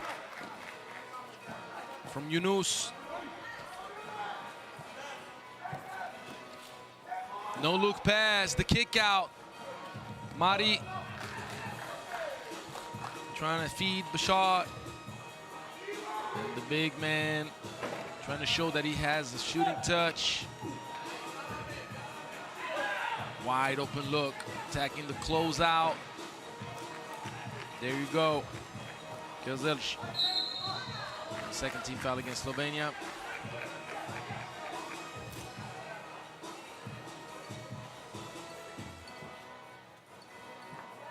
First World Cup for Morocco, the U18 level. Great attack off the catch. Right away, closeout situation to Bashar's advantage. Morocco needs to do much more of that if they want to have an opportunity to beat out Slovenia.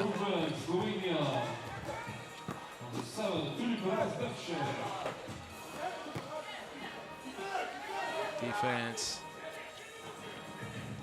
No look.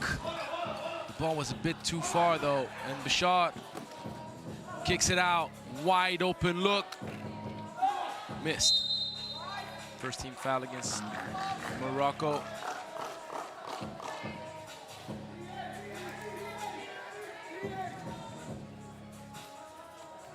Morocco wants to shock the world. They need to knock down those open looks. There's just no other way around it. 3x3, just like 5-on-5. It's a game of who will knock down open looks and make fewer mistakes.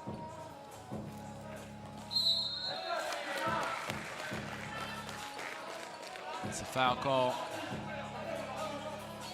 Getting open, pushing too much. Razdevchik. Sweet touch, using the glass, little English, and Morocco ties it up.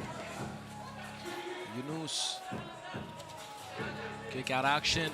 Oh yes, but unfortunately for Slovenia, they're missing it. Bashar getting no love. A love that Filip Razdevchik gets. Mari, offensive board. He's rushing. Didn't go straight. Ball goes to Morocco.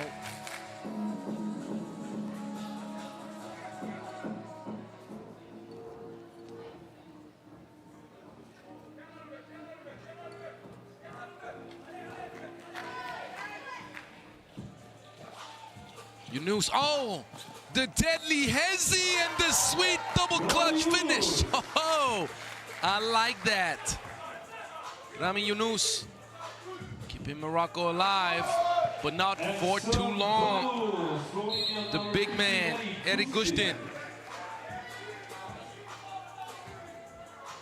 Sweet outside touch. That's always a challenge when you play Slovenia. The shooting threat comes from everywhere.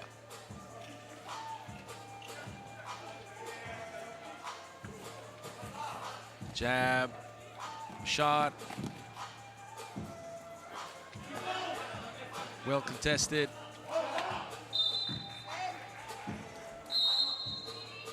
TV timeout.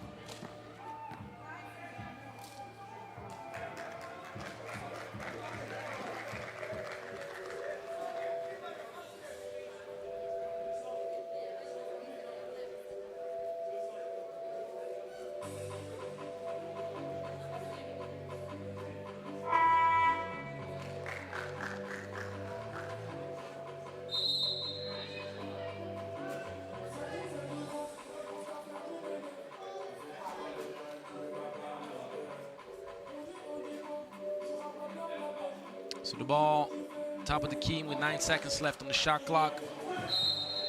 Bashar is the foul. Second team foul against Morocco.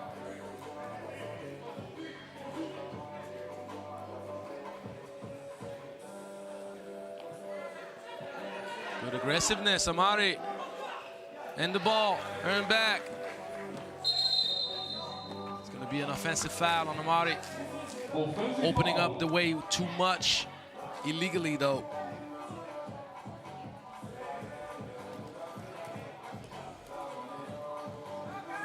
Ball at the elbow with the big man.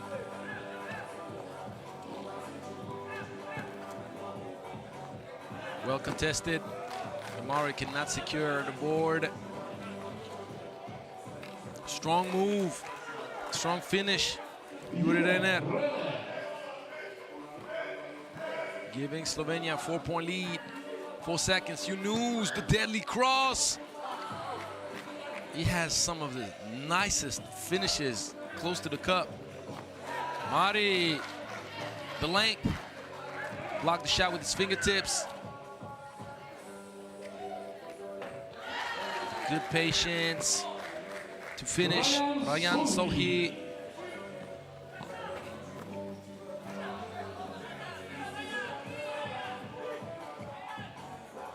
The elevation on the ISO. Mari came to collaborate, give him an opportunity to use the pick and roll. Now you got to be tougher in 3x3. You can't try to sell. Can't try to sell that as an offensive foul, buddy.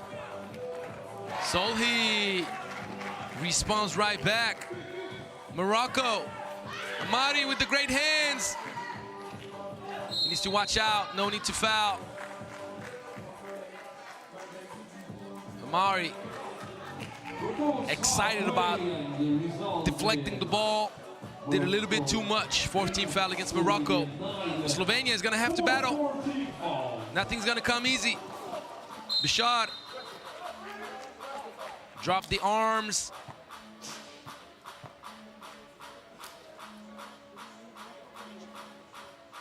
Reaching foul. We see the contact on the left elbow. Questionable. It's always tough when you withstand contact like that to not have your arms drop forward. Your brain is telling you, don't do it, but still doing it. So everybody went in the paint too early, so they're shooting the free throw again.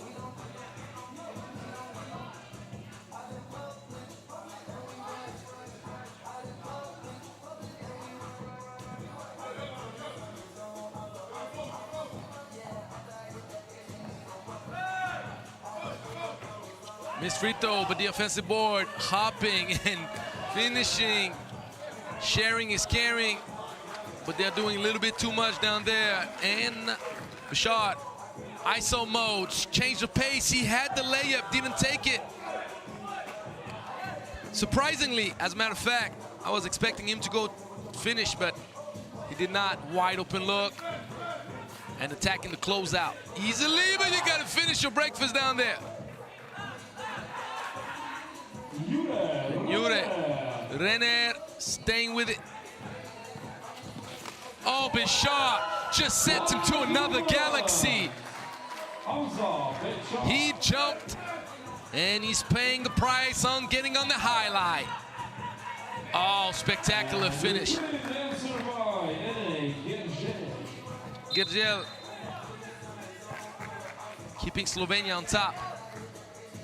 But are we going to see that highlight again from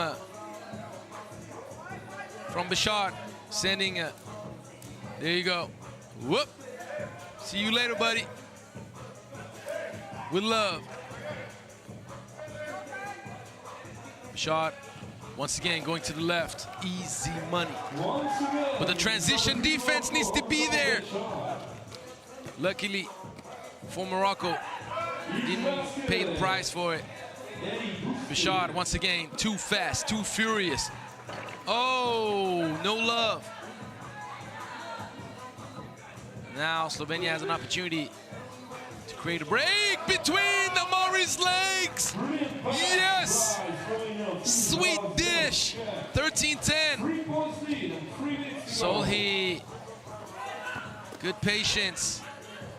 Bishar. Booyah! 13-12. Morocco's not going anywhere. Slovenia will have to fight hard until the end. And that's a big boy move right there. Gerzic going to the cup with toughness, composure. It's gonna be a TV timeout. You gotta appreciate the effort from Team Morocco. And you gotta respect the experience and 3x3 savvy of Slovenia.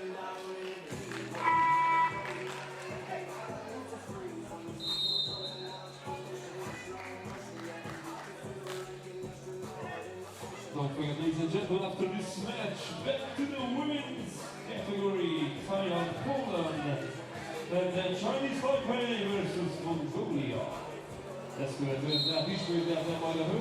So coming out of the timeout, bucket from Slovenia would put pressure on Morocco to close down the gap, and they get that bucket using the mismatch, the length from their big man. Great defense from Slovenia, too much dribbling around. He has to shoot it. Bihar can't get it, and that's gonna be a fast break. Nope. Prefer to stay patient, work it, find the mismatch, use the mismatch, capitalize on the mismatch. Erik Gustin, back-to-back buckets, up 4. Bihar can't get it to drop. Fake handoff action, back-to-back to no back. Spoiling dessert, down low, Gustin, but for no price. And he's like, think about that two-point shot. Easy execution, good patience. And now Morocco is having trouble. When you're going for individual solutions throughout the whole game, first of all, there's the first game that takes a toll on your body, and then you got to do that same effort for a second game. It's different, it's tough. And also you have to fight for possession against taller players. Morocco, outside of Amari, is smaller than Slovenia. Morocco was smaller than Brazil. So when you don't have the legs in the end.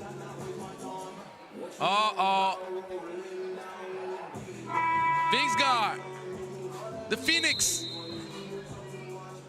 Gotta love Simon Vingsgaard. If you don't know, you need to know. Slovenian legend in the stands, consulting with the Malaysian ladies. So appreciate the love, Alex. I'm not gonna share what you said, but I appreciate the love, baby. So Bihar, top of the key. Morocco needs a bucket, and they need a bucket now. It's gonna be an offensive foul on Amari.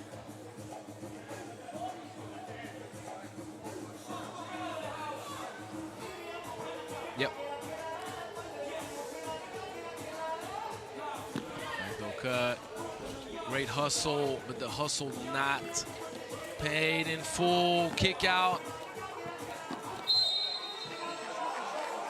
Amari closed out good initially, but then fortunately he opened up a little bit, and as you open up, you give a lane, and that's the 7th team foul against Morocco. 2 free throws coming up, so Slovenia could almost ice this thing, being 2 points away from a win. That would enable Slovenia to finish with a perfect 2-0 record, and also put them in the perfect position to potentially finish top of the group. Murray had position, but he didn't hold strong enough, and the pass was a bit soft. Shot, nice pull-up. 19-14, they cannot foul. And that could win it, just like against Serbia. Does not.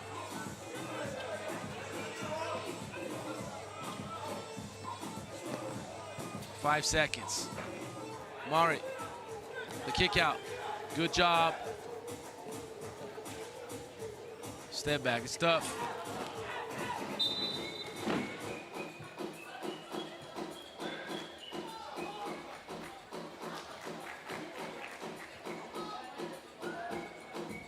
Morocco running out of gas late in this game now. Slovenia does not even need a 2-pointer to finish it. They can build, have enough time. There's gonna be 3 seconds on the post up. For those that don't know that rule, once a player having his back to his opponent starts dribbling, there's a 3-second count that starts.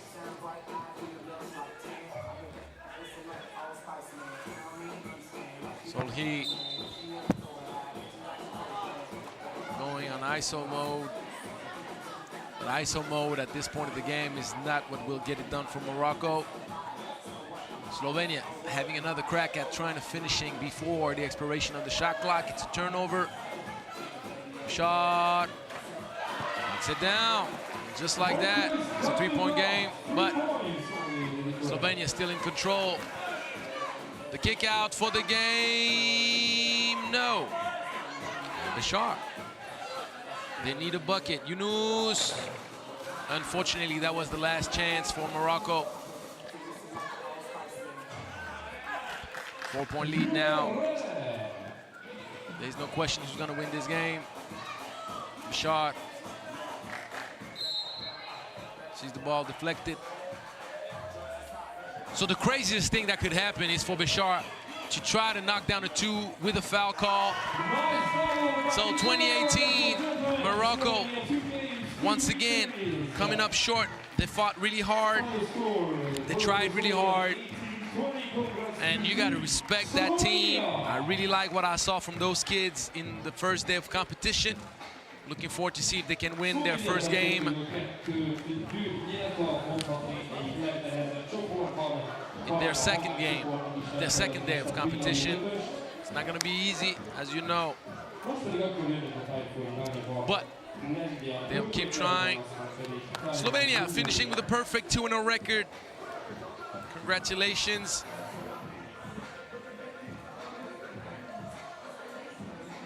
Now, you cannot see what I see, but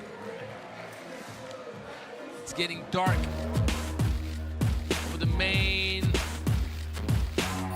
place in the city center right here. The clouds are dark, all black. There's a feeling that the rain is coming. Hopefully later, as late as possible, but the wind is picking up as well. So, we'll go back to the women's bracket. It's gonna be Thailand against Poland. Thailand joins the party.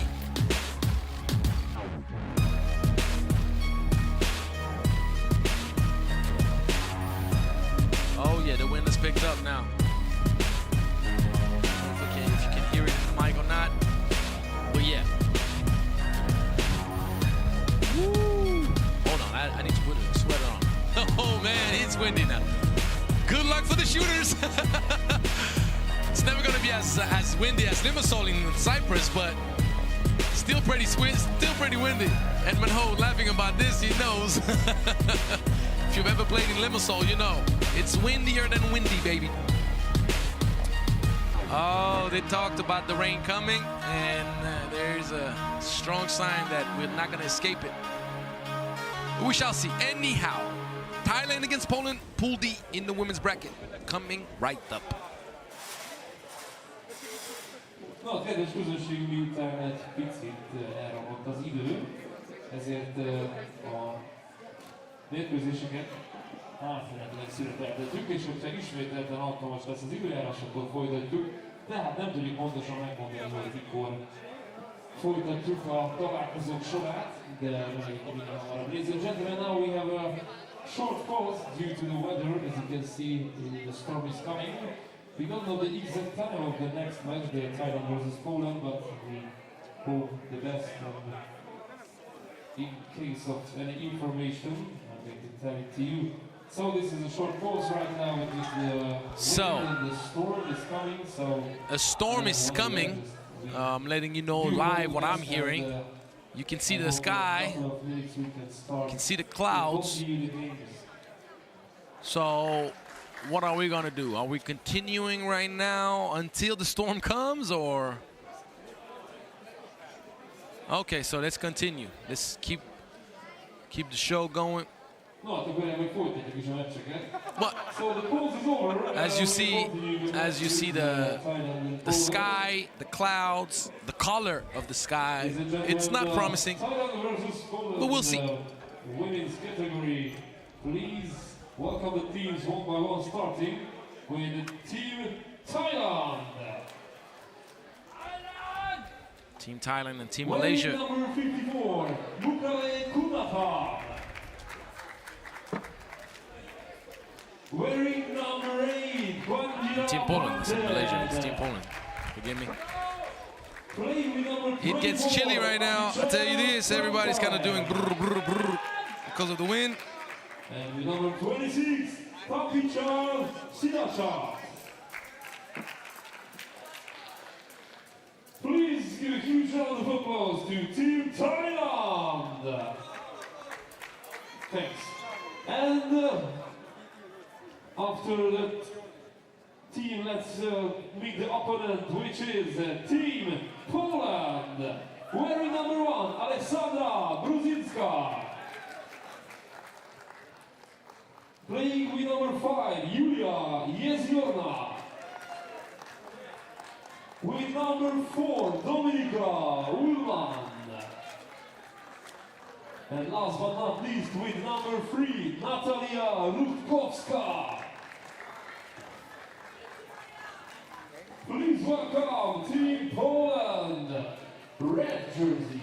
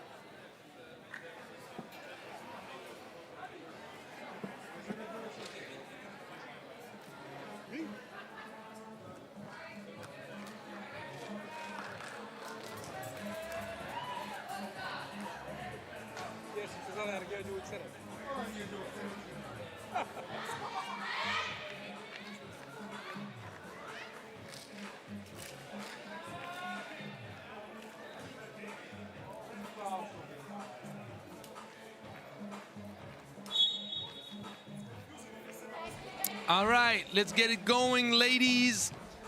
Thailand goes against Poland, and Thailand with speed on the ladies of Poland get the first bucket. So obviously for Thailand, the matchup problem is pretty much going to be the same. You need to try to stop Natalia Rutkowska close to the cup. Use speed, trying to shoot that thing right and contain the physicality that will bring this Polish team.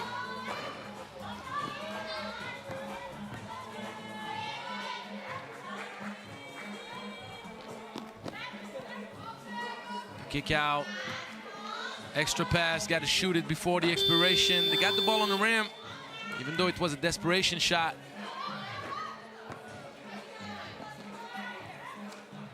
On the offensive board, ball, not touch.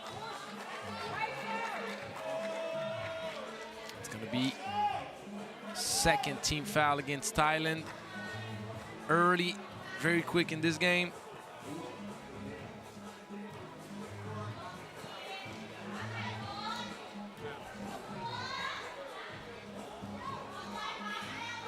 Nice fake, mid-range special. A lost art in today's game.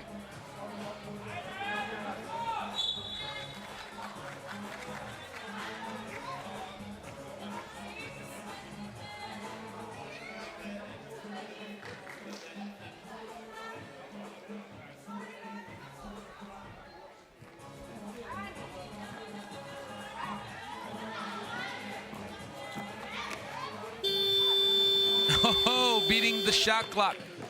Very nice. Going underhand. Punted. Keeping Thailand ahead. The lights came on as the sky got dark.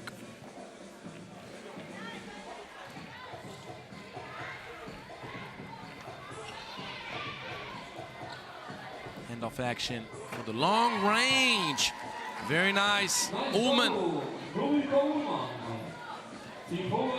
Enabling Poland to take the lead back.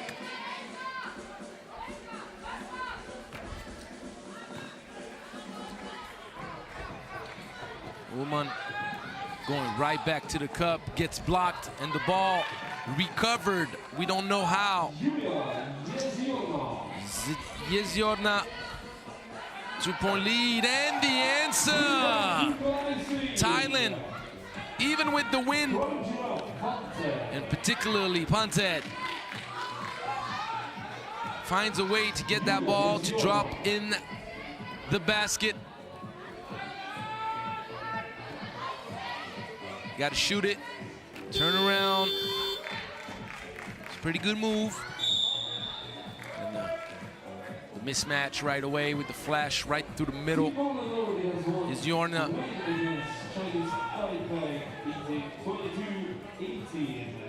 This is the first match for the Thailand. A lengyel csapat egyszerűen győzött, mint ahogy a folyamat bizonyára is látták. 22-18 Another foul, 5 team fouls for Thailand. So it's the same configuration in this matchup for Poland in the sense of dominating physically, drawing a whole lot of fouls early. They're getting the bonus, no doubt about it. But if Ullman keeps shooting that thing like that, well, there's not much hope for anybody.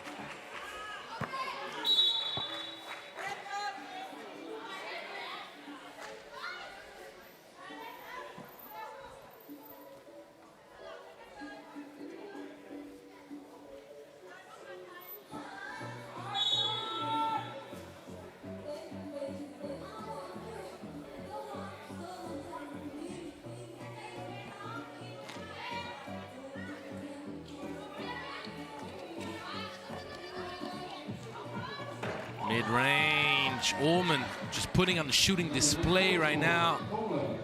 Up 4, Poland with the first real break in this game.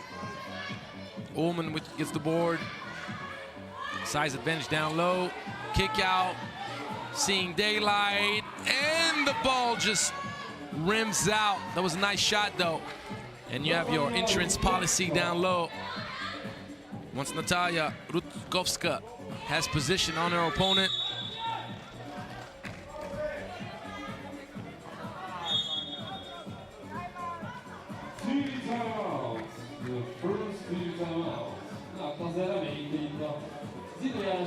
two timeout, Poland pulling away early, 5-point lead.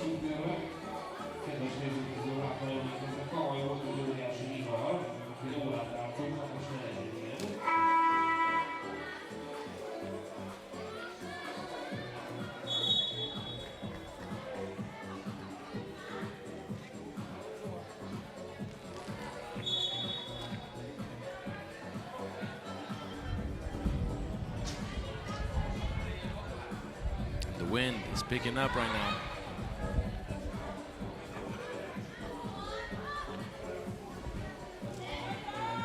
Execution right off the timeout. Great save. Great hustle. Pantet not go down without a fight. But the problem is you cannot be holding on to your opponent that way.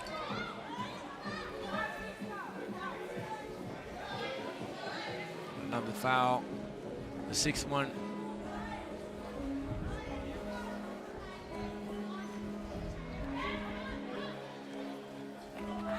Great execution.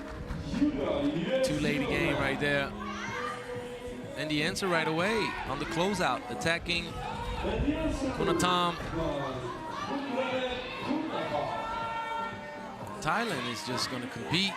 You already know that. Up and under. Drawing the foul, there's going to be a free throw. Second team foul, Poland.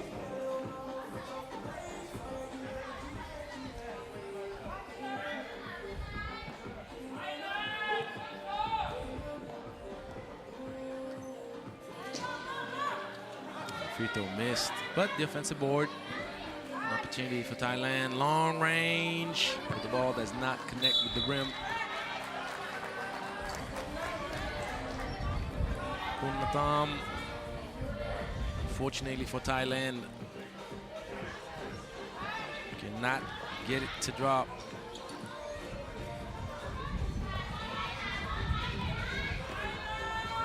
Good contest, clean contest. Good court awareness from Rutkowska, knowing that the ball got controlled by her opponent even for a split second. And now the sweet dish off the bounce. Ullman feeding Rutkowska close. It's going to be a foul. Yes, indeed. Even though Poland is stronger and has can bring more danger, I guess, to the equation, Thailand is competing and making life hard on the Polish ladies. They have to earn their victory for sure. Cannot afford to foul on the mismatch. Punted. Yes, another bucket. They keep fighting, they keep coming at you, but if you're gonna get beat on one-on-one, the option of letting go is probably better than fouling and providing your opponent with a pair of free throws, knowing that it's also gonna rise up the number of team fouls and get you closer to 10 team fouls. Sometimes allowing an open layup is better than providing 2 free throws and an extra foul.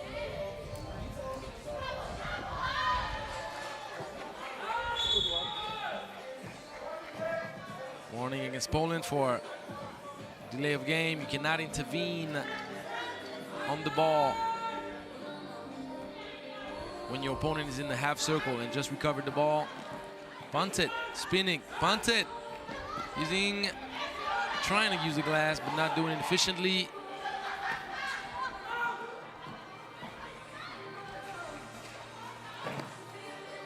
And the offensive board, the length is just too tough for Thailand to contain Natalia Rutkowska. 6-point lead, the biggest lead of the game for Poland. Punted, great move. Another board, Rutkowska. Nice slicing right through the defense, but that's going to be a technical foul. Second straight illegal intervention in the half circle after the bucket. So it's going to be a technical foul shot for Thailand.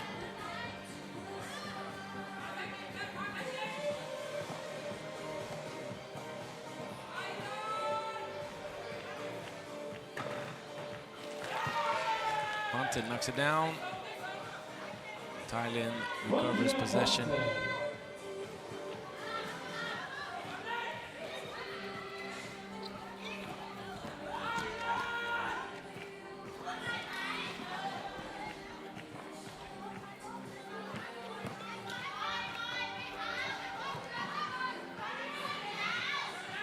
Long range. Was on target, but a bit short.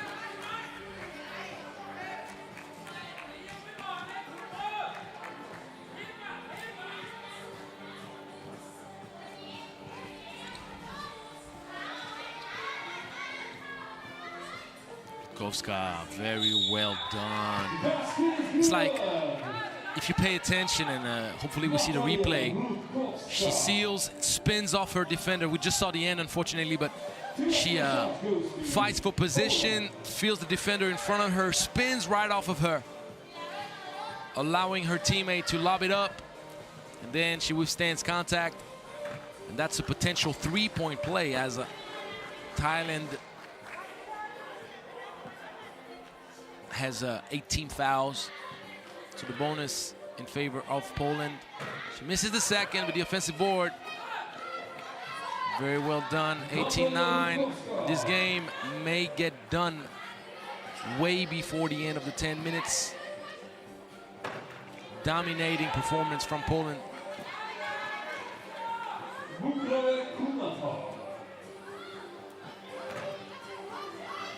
They can thank this lady right here. Even though she missed this one, Rutkowska making life much easier on Poland. This game, turnover, Rutkowska thought about sealing, give and go. Sometimes the simplest plays in basketball are the most efficient. TV timeout, the second TV timeout.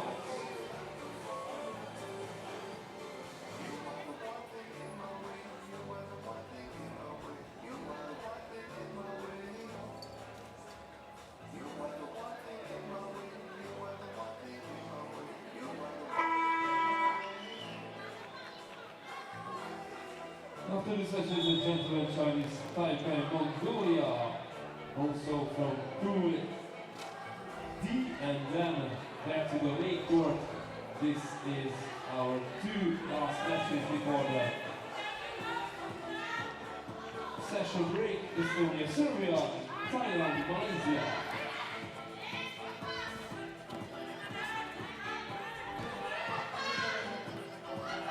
Good defense by Poland. Backs out. But the ball recovered. Good hustle. Nice fake. Oh, the ball a little bit short. Rims out and mismatch City. Just got to throw it up. You got to throw it up properly.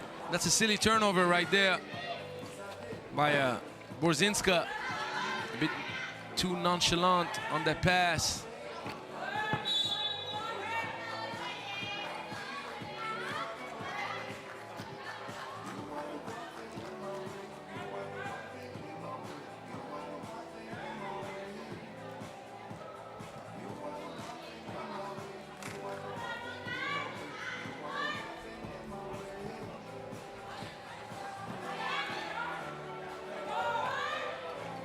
Defense, but the offensive board presence from Poland just too much for Thailand. Poland needs only a double to end the game. Jezornia putting Poland 2 points away from a clean 2-0 record in day one of this U18 World Cup.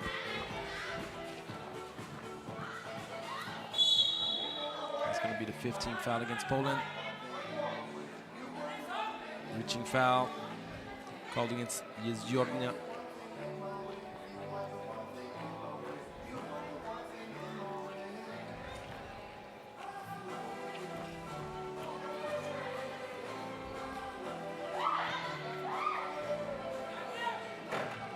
She got it off over Rutkowska, sorry. And the N1 to finish the game. This is over.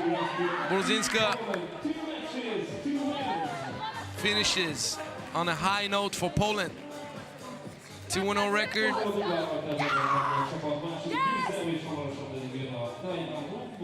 Thailand will have its second game in a little bit. Thailand will match up against Malaysia for its last game of the day. Next game up in Pool D in the women's bracket, Chinese Taipei against Mongolia.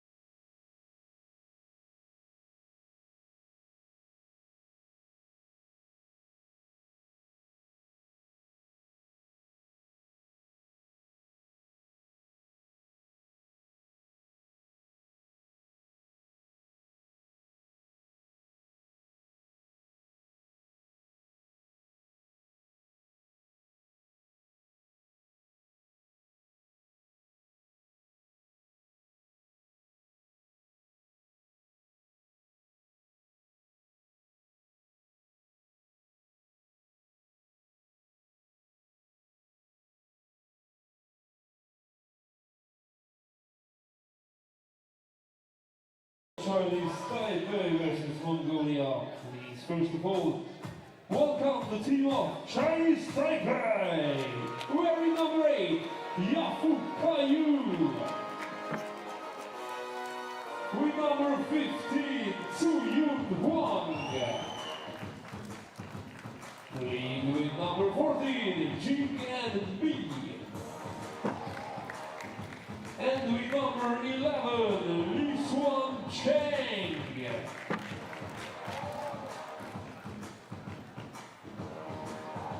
Ladies and gentlemen, Team Chinese Taipei, white jersey. And now please welcome the opponent, which is the Team Mongolia, with number 15.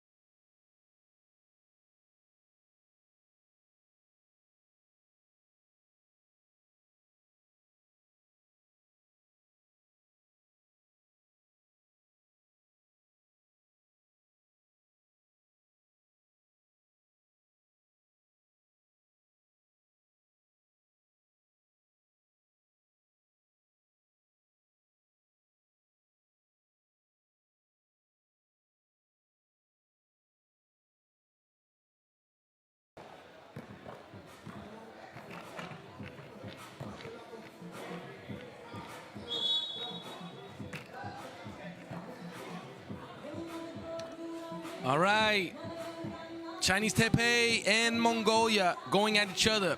I cannot stress how important this game is for multiple reasons for both teams. Number one, Mongolia, having Poland, the juggernaut, in the group with a 2-0 record today and a win against Chinese Taipei, they would set themselves for a very strong chance to finish top 2 in the group and reach the quarterfinals. But Chinese Taipei fought against Poland quite well, losing 22-18. And with a win right now, they would clearly position themselves as well as a strong candidate for the next round. So both teams understand the value of a win, and both teams are going to try really hard.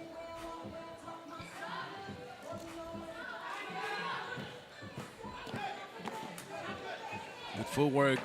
Ooh, that was nice. The spin, turn around. Mongolia will try to find some efficiency from the outside. Ball did not touch the rim. 12-second shot clock violation, and Chinese Taipei will have the ball top of the key. Mongolia won 14-11 against Malaysia.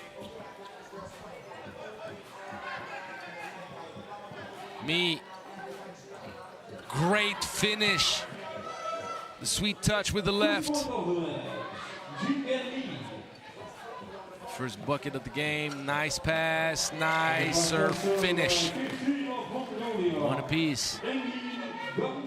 Two teams that showed a lot of good things in their first game, though the scoring for Mongolia and Malaysia ended up very low.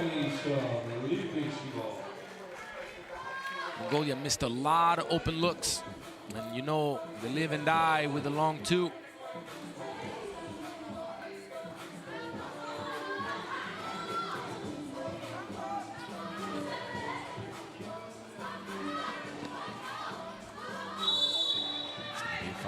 Five-second violation.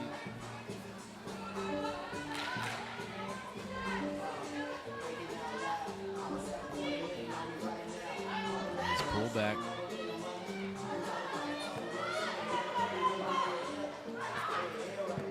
Great pass with a good defensive recovery.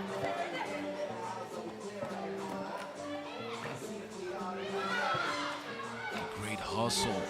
Multiple offensive board from Nyamyav. Identified the mismatch. The cut from Kwang.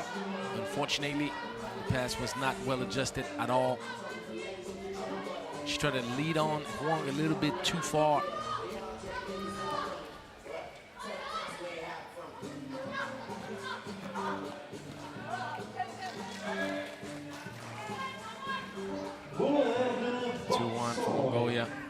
Uh-oh, cookies! And she's trying to go for the spectacular kiss school effect. You know what the kiss school effect is? You steal the ball, that's kiss. And the cool is you score right after it. There you go, this time, good pass. But the strong contest made it that the finishing was a bit tougher than expected.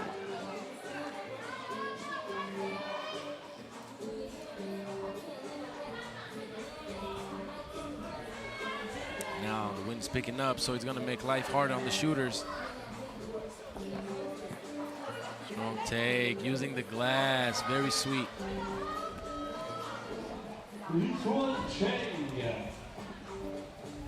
Oh, the rain is here. There you go, started raining.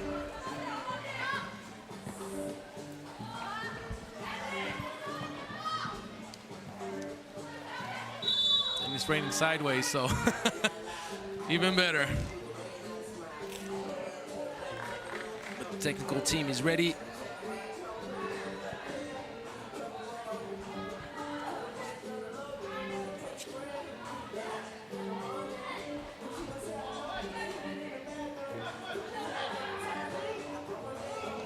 Oh, the pull back, short. Mongolia trying to pass, was just too tight of a space right there. Batsui. Spin, move was good, the finish wasn't.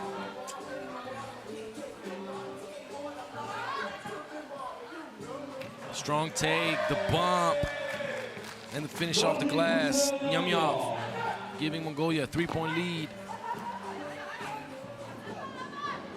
Nice pull up right there. Kwang.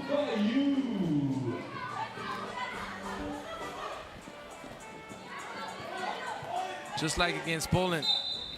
Oh, huge and one. Nyamyav. See it staying strong right there. She's being held. Too much grabbing. It's an easy call for the referee. It's a TV timeout. Yamyav and Mongolia.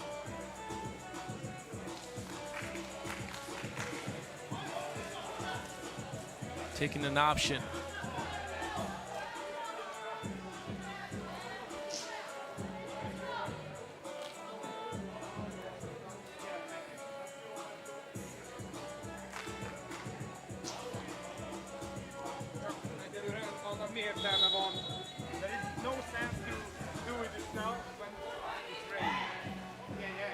So we're putting all the plastic bags on the cameras and TVs and everything out here, making sure we don't let the rain stop what has been a very nice first day of competition so far.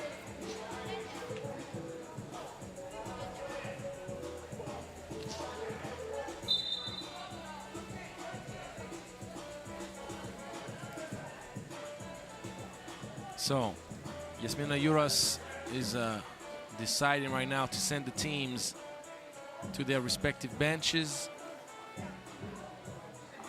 Well, chairs, because there's only one chair in 3x3, but she's seeing that there's a bit of water and the raindrops on the sides, and she does not want to take any kind of risk for the players, and we appreciate that. There's no reason to take any kind of risk for players.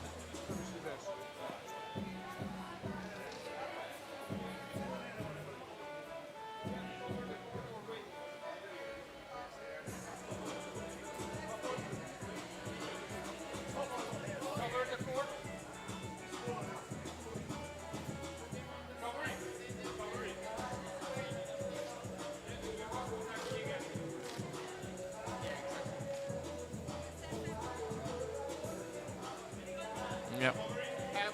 I got confirmation from my man Alex that the game is going to be postponed due to water condition, due to the weather conditions. There's water right now that is unfortunately drizzling on the side, so it's not on the main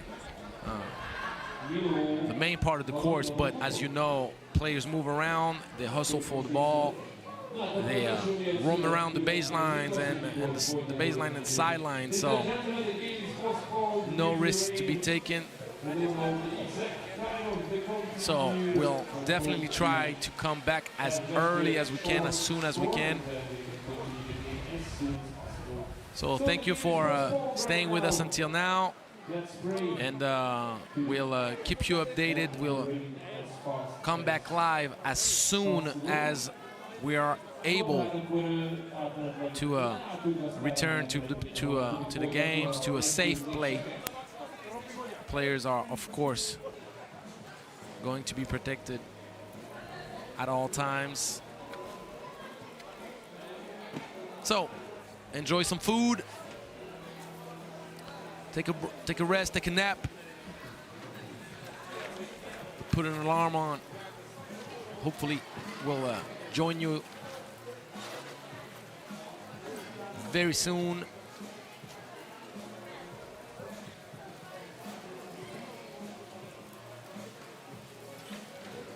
Good job for the technical team.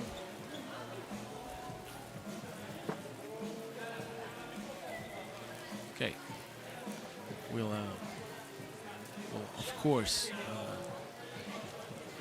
let you know what the referees decide. But right now, the technical team is making sure that the court is as protected as possible, so that there is no continuing problem.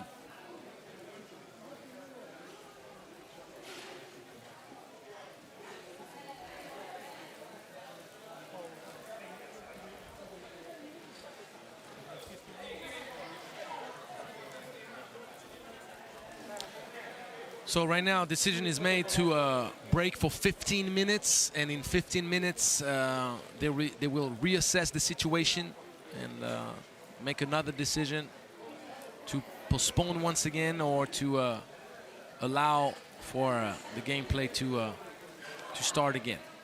So, see you in 15 minutes. Until then, stay safe, babies.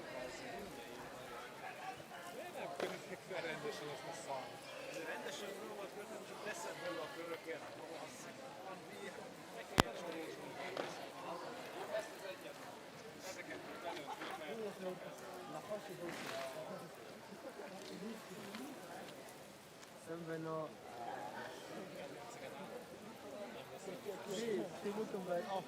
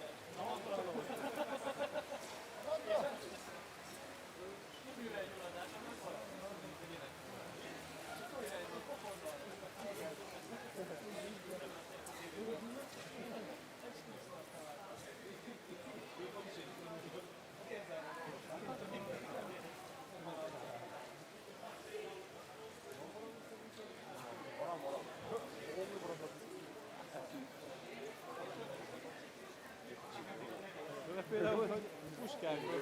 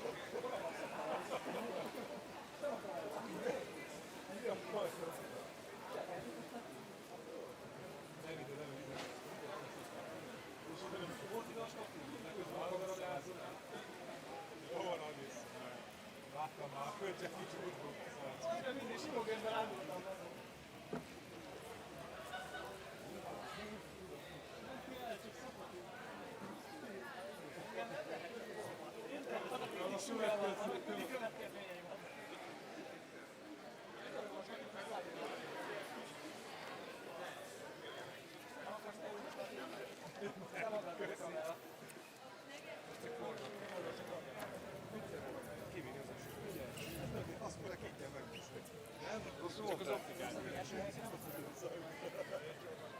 Igen, de közben az időjárás volt. Ez ennyi volt. Hátul szeretném ők. Még elkondásában én is tudom. Annyira biztos, hogy azt mondja, hogy fogjál meg egy. Szóljatok már valakinek, hogy még valaki álljon rá kádára. Nálak is hosszú.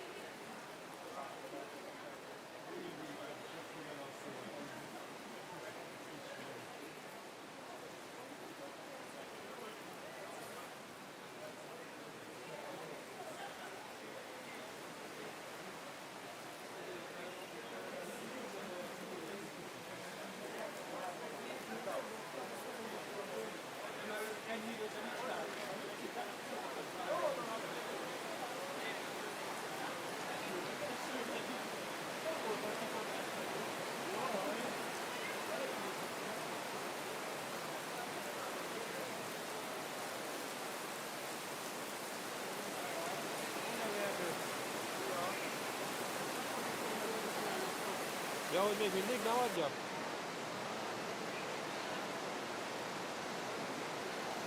Hát, ahogy nézem, nagyon sok idő lesz megcsinálni.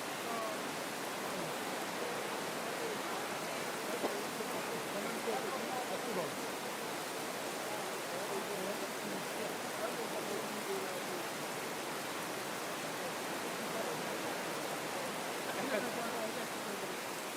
Ezzel én is úgy vagyok, de közel a dekatszor, és van olcsó cipő.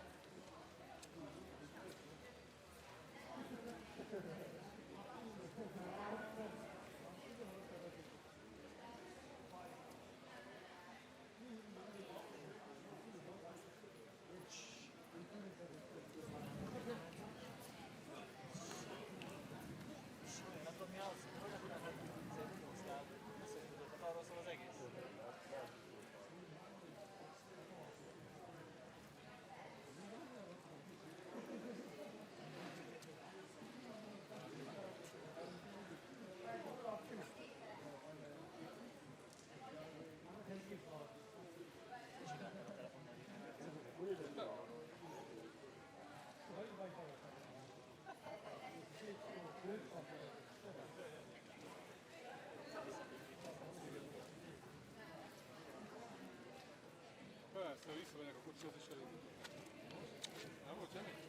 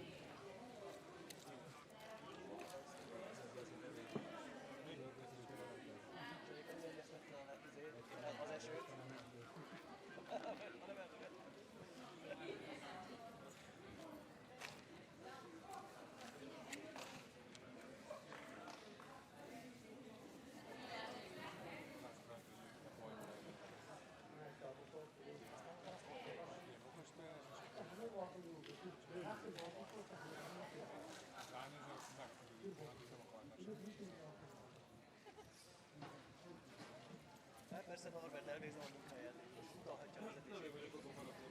A kamera tőle.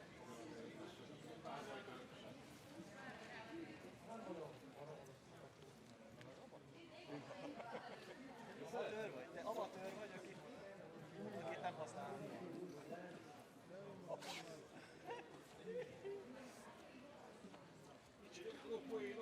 Hát így. Mondd az, hogy csak én röhögök. Nekem jó, tetszik. És azt mondja, belemegy. És én már meg is folytatom.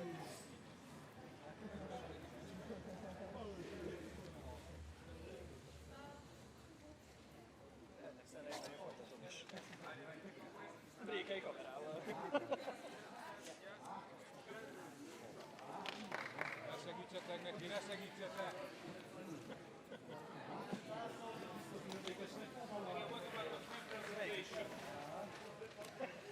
Melyik az a csávó?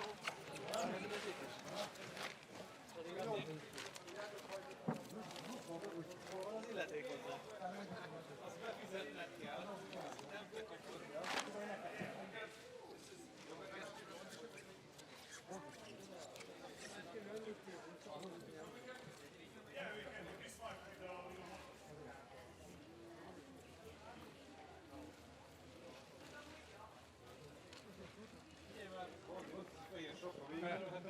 Szilván! Nagyon vizes.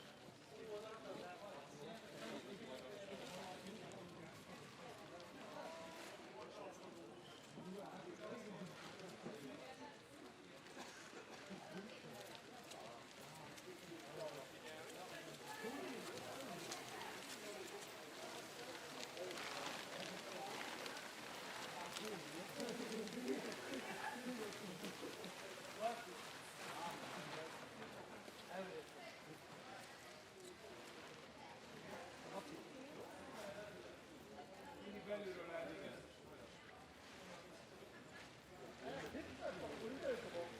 Várjál!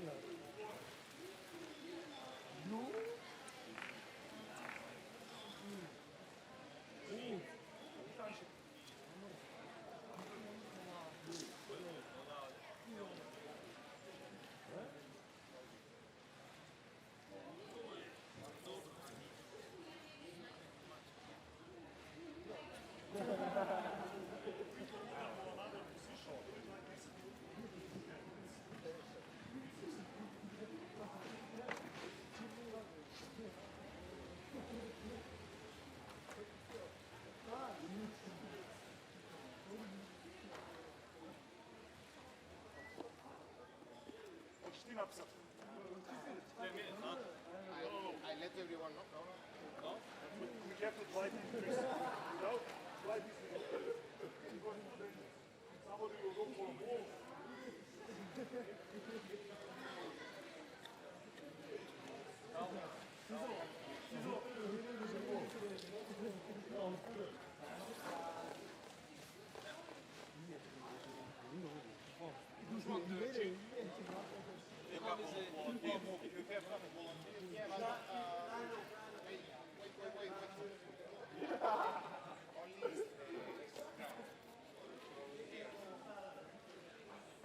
Volunteers only if they are authorized shoes.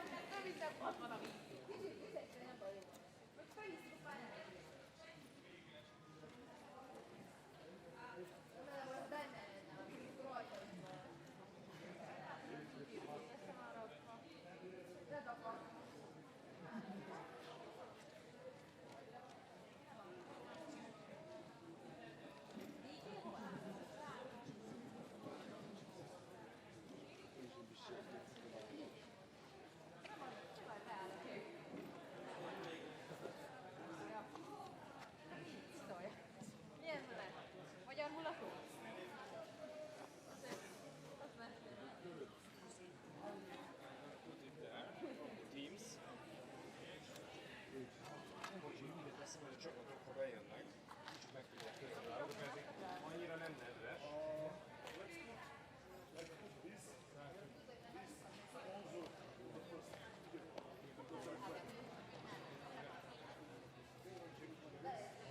Nem fognak onnan jönni, innen fognak jönni a csapatok.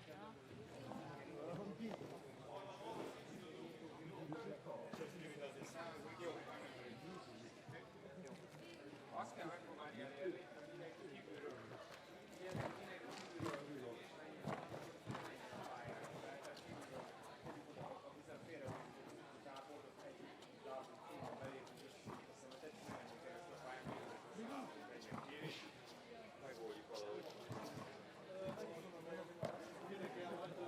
Bejönnek, ezt kell pótolni. Cizó, hogy ezt kell pótolni, mert nem onnan jönnek, hanem oldalról van. Jó?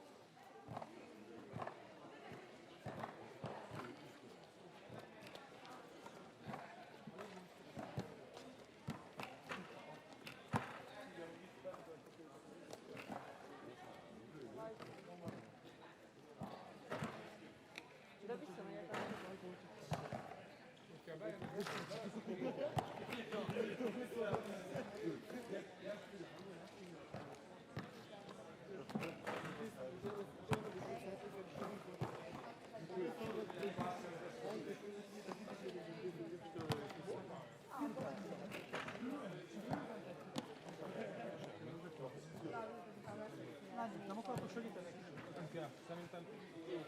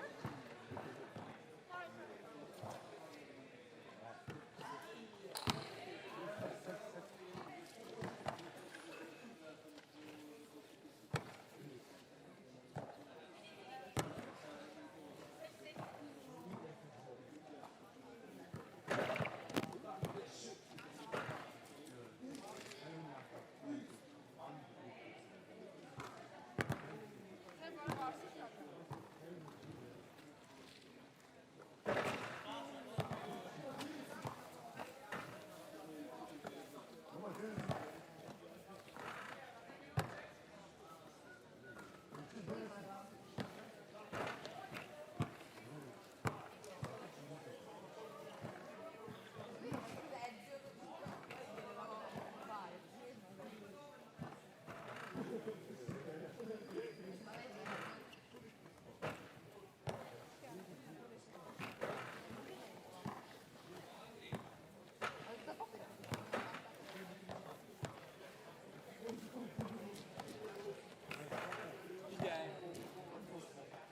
Figyelj!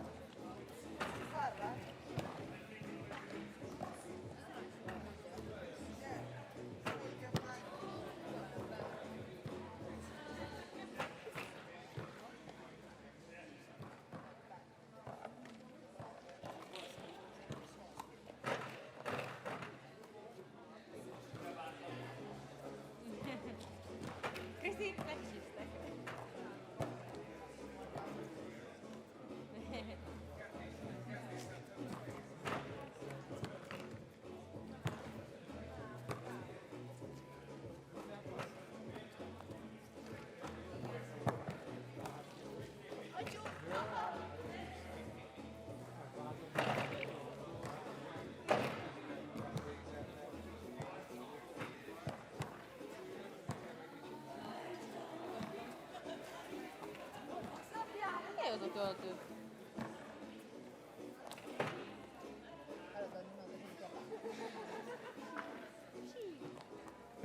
Dick Mamo.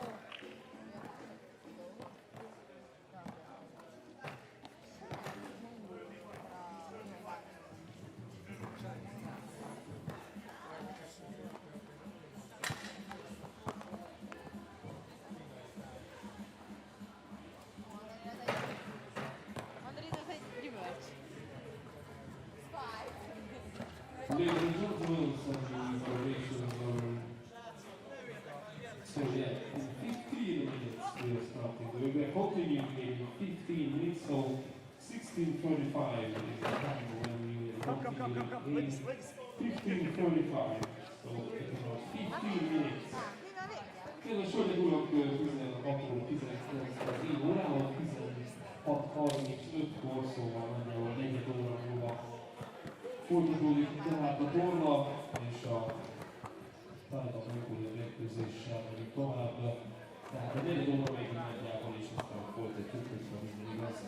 So ladies and gentlemen, 15 minutes, 15, and we are continuing the Chinese Taipei versus Mongolia match.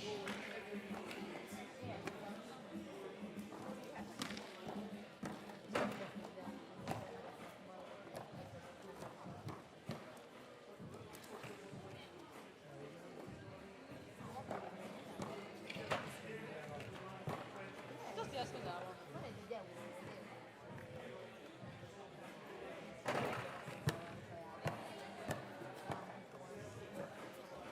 Én is éhes vagyok, csak nekem nincs.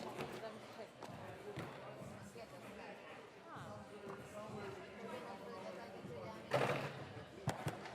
úgy voltam el, hogy jól majd vacsorázni elmegyek.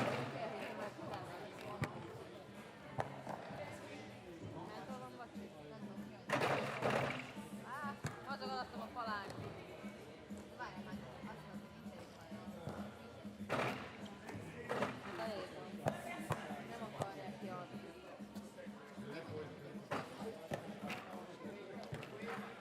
De nem nézik a beosztást.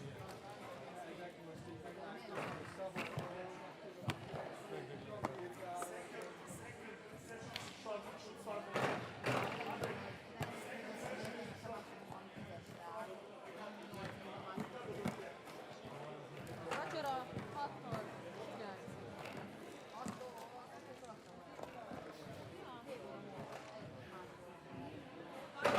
Csak tudok enni, haza. Marad.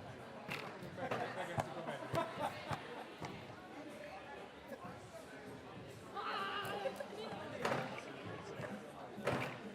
Ja, Debrecen. Hallod, hogy dolgoztak meg, hallod? Nem, melyik az a hamusütőkkel? Csak most fiúk is. Nem tudom, tagadítják.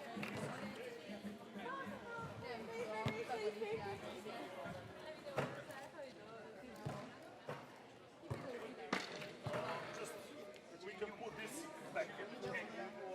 First line, like you. Put this put you. To the line one. Szépen,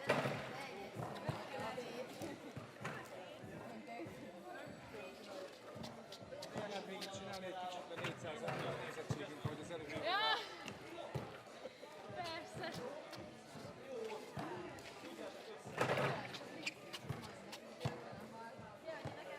Csak véd, neked egy kicsit.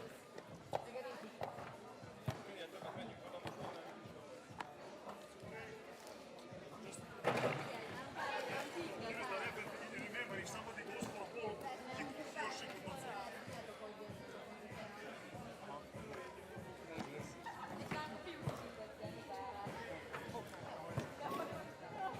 Miért roptad el, hallod? Én nem kocsitok szinte, jó?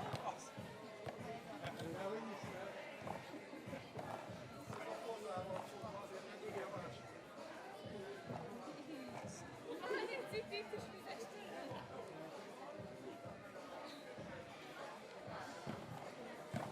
Az a baj, hogy lefelállunk, és biztos lábunk.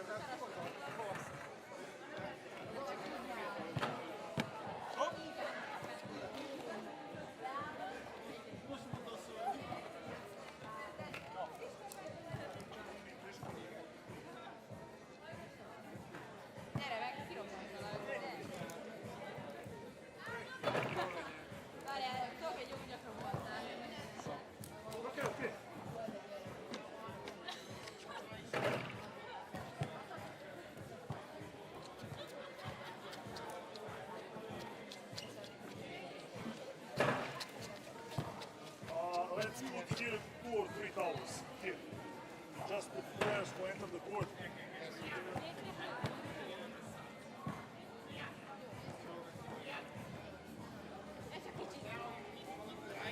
Yes, I'll stay outside because I'm waiting to wait. You can organize everything outside the court. The next thing you stay inside or outside. Don't go like this. If you want, you can stay here. Okay? Yeah. For the TV timeout, don't go inside if you are next to the... Viszont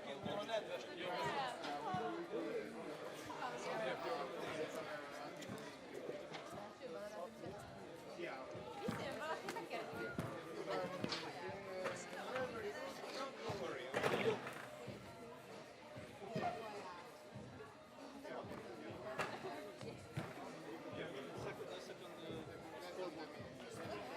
Can we fill in the screen?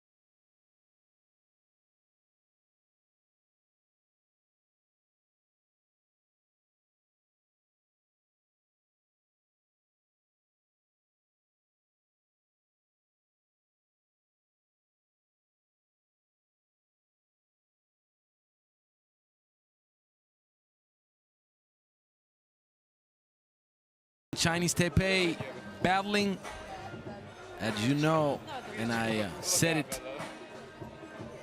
as an introduction to this game, both teams desperately need a win, and for different reasons. Mongolia already won against Malaysia 14-11, and with a win right now against Chinese Taipei, they would finish day one of competition with a perfect 2-0 record that would put them in favorable position to qualify into the next round. Chinese Taipei battled against Poland until the very end, lost 22-18. They had a few opportunities to maybe even make the game closer or even steal it away. And now, with a win against Mongolia, they would be the one in favorable position to qualify into the next round, knowing that the low-scoring game between Malaysia and Mongolia does not help Mongolia in case of a three-teams tie. So we'll see. A lot of games left in pool play. So let's see if Mongolia can finish undefeated, or if Chinese Taipei will shuffle the cards. Still windy.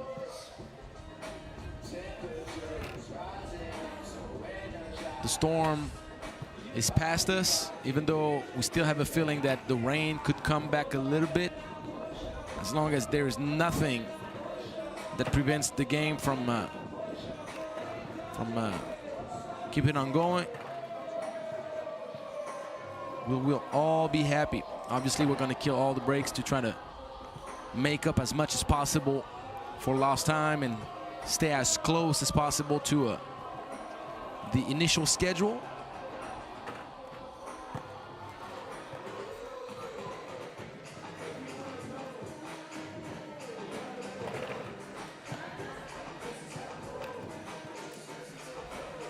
We obviously are very sorry for the delay. It's obviously out of our hands,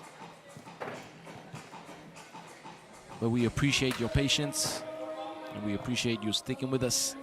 The score 6-3 in favor of Mongolia. There's going to be one free throw, if I'm not mistaken, as there was an N1 in the last play. I'm not sure. Was there an N1? Yes, there was. There wasn't there. We'll see if I was remembering right. I believe it was Nyamyov that finished down low. And I am correct. There you go. So back to live action. And Nyamyov knocks it down. Mongolia up 4.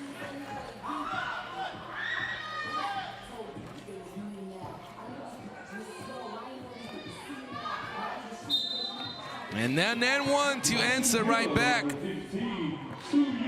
Good take. To Yun Hwang.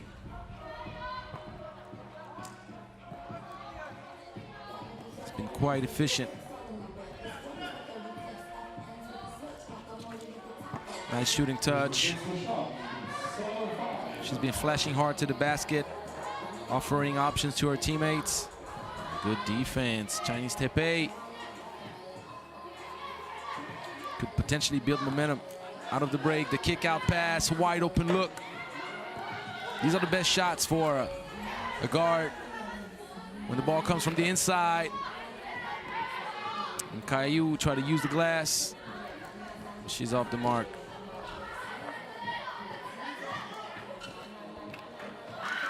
And Nyamyov just trying to will her team to victory. The lob pass. A nice little volleyball tip right there. She saw the help side. She stayed focused. And she gave a wide open look to me.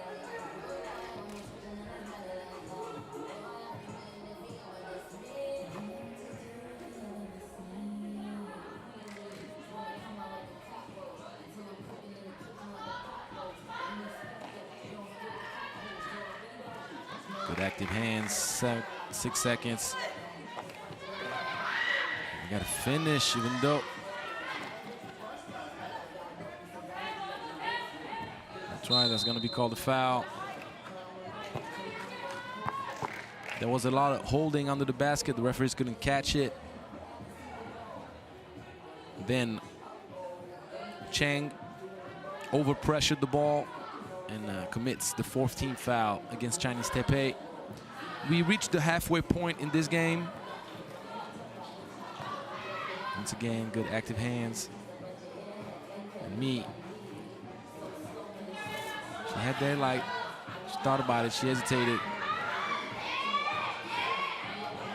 Good contest.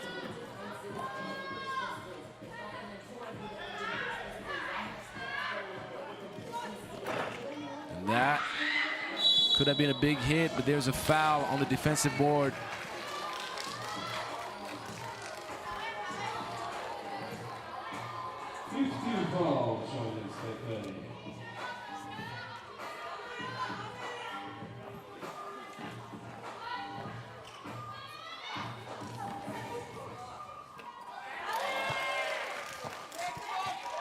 Now 3-point advantage. Mongolia trying to pull away, but Chinese Taipei responds. Oh, active hands, give me those cookies. Ball is gonna be recovered by Chinese Taipei. I remind you the rule: whenever the defense provokes a jump ball situation, the defense earns the ball back.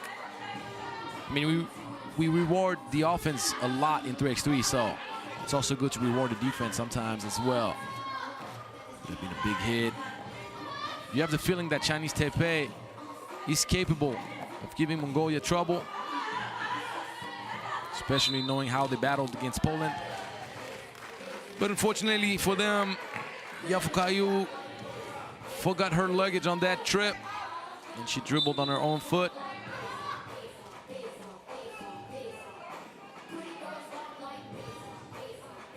So we're gonna have a TV timeout.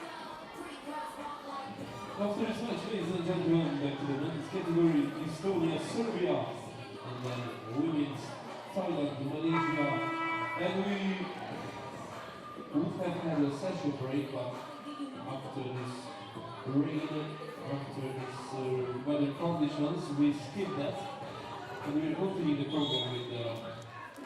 So end of TV timeout. After the session, till 10 o'clock.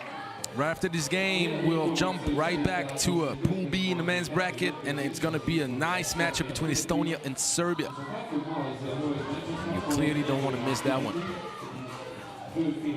Good, strong take. Yamyev off the catch, spun right through it to the middle. She drew contact, maintained her composure and drew the foul. So back to a 3-point lead. And me taking it strong herself.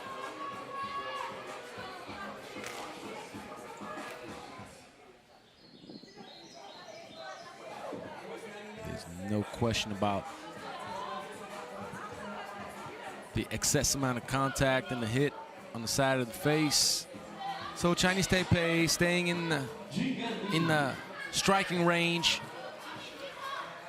Remains a 2-point game. The main problem for Chinese Taipei is that they are in position to send Mongolia to the free throw line systematically for every new foul committed. It's almost a turnover. 5 seconds. Me. Ooh, that was a beautiful move to create separation going to the left. You need great footwork to do that. And the elevation. Chinese Taipei back in this thing.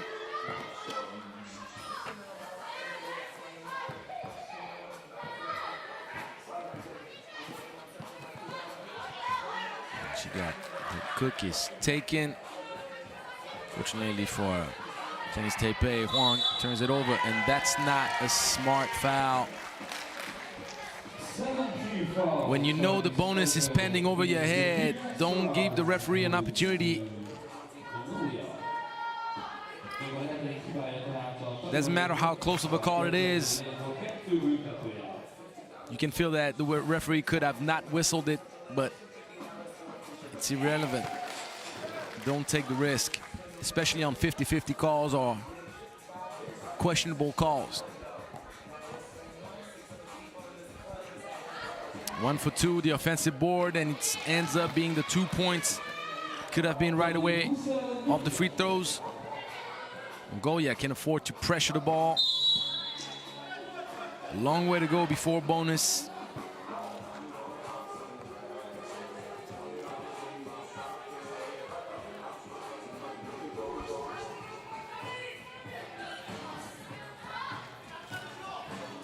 And me just relentless with the aggressiveness.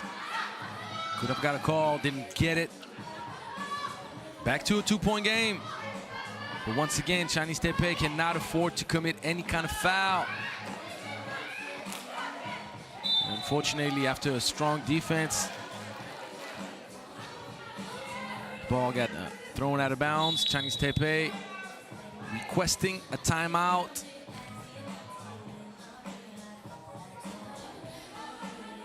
So Mongolia in control. Still have a feeling that Chinese Taipei is in striking distance.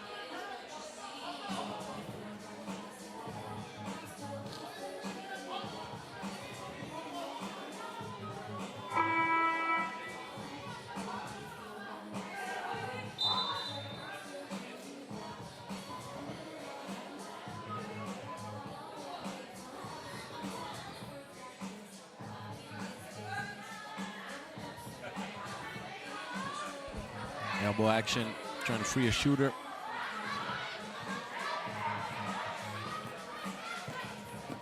Very well done. Unfortunately, she kind of lost control of the ball. Ended up doing that extra step. 1, 2, 3, there you go.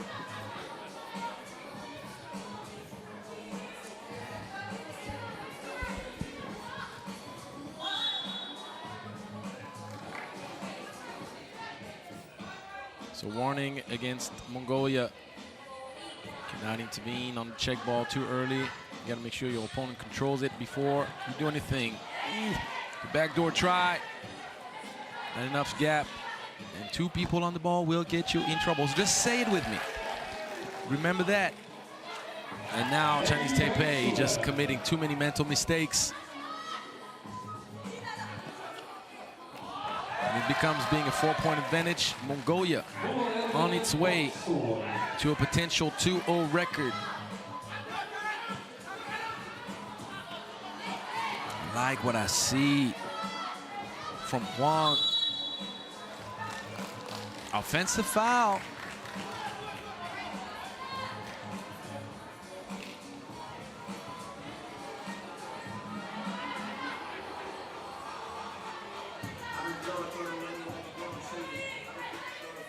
Ball down low. And that's a good idea. Oh, heartbreaking miss.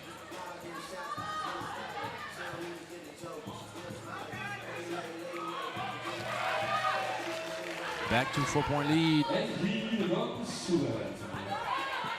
4 points lead to Mongolia. And almost earned possession back. Mongolia a bit lucky. That would kill the spirit of the Chinese Taipei ladies. Foul against Mongolia. Still 1 foul to give before bonus. And each second going by brings Mongolia closer to a second win. Chinese Taipei need to find a way to score quick, get stops, and score again. 1 free throw coming up, 16 foul. It's possible. Not the best situation, but it is possible.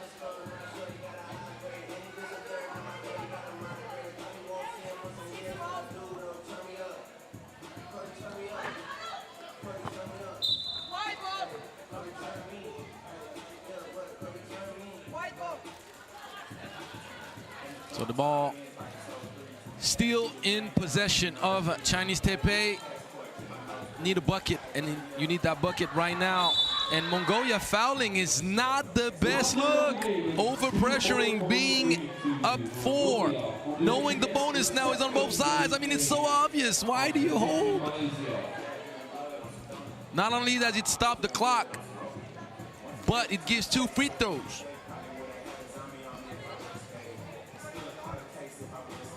Not the best look, especially Ying and Mi knocks it down. She goes 2 for 2, and now this game is kind of uncertain for Mongolia. Great contest, but what is a mid-range pull-up? Oh, that is skill right there. She pulls it back for 2, and this ball may be choosing her camp. Going at it again. Oh, what a heartbreaking miss. That 2-pointer that just rimmed out. And now, Mongolia with the chance to put it away for good. 16.6 seconds. Problem is, for Chinese Taipei, they're gonna be running out of time. They literally need to score instantly and then get a stop. Not only a stop, they need to steal the ball. They need to steal it without committing a foul. Oh my God, they're gonna recover possession. This is the madness of 3x3. It's never over until it's over. How about that? Mongolia cannot commit a foul with a 2-point shot. We're going straight to overtime. You need to kick it out. You're losing sight of the game. You're losing sight of the game, trying to go for the layup. You need to shoot a 2 some way, somehow. Congratulations, Mongolia, undefeated, joining Poland, top of the Group D in the women's bracket. Chinese Taipei, once again, coming up short, but fighting hard. They have two other opportunities against Malaysia and Thailand to try to rack up a win somewhere, maybe 2. We'll see. But Mongolia has its destiny in its hands. One more win, and it's round 2 party time. All right, back to the men's bracket. It's gonna be Estonia against Serbia. That's a nice matchup. You do not want to miss.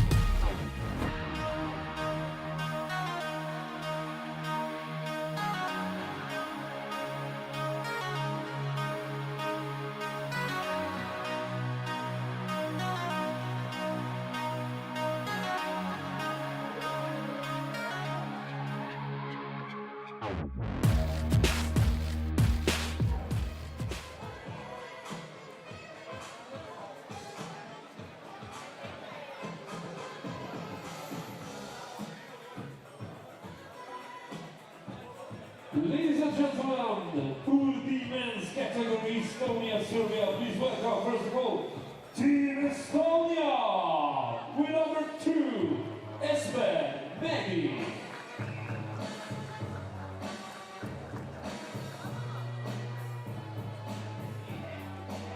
Playing with number 1, Georg Metsaorg.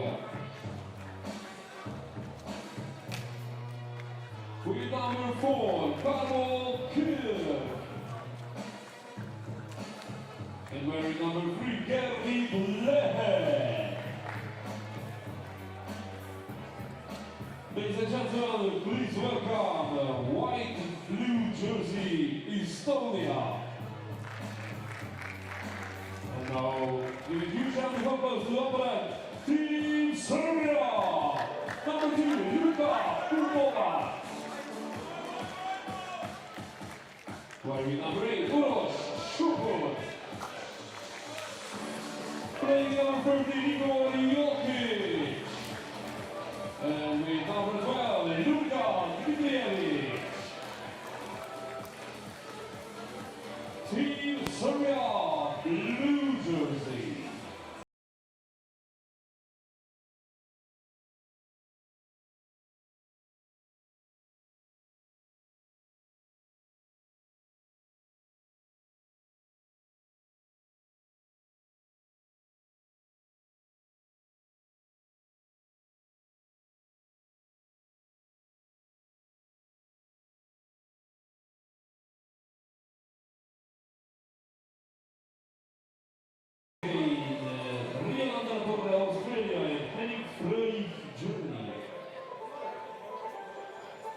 Érkezik tehát egy észt szerb rangadó.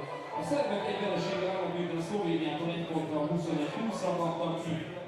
Az észtek viszont egy 24-16-os Brazília elleni sikerrel jutottak, egy újabb győzelemmel.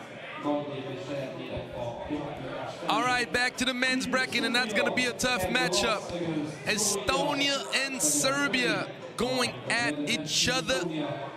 Two teams that are kind of like in the same configuration than the previous game for the women between Mongolia and Chinese Taipei.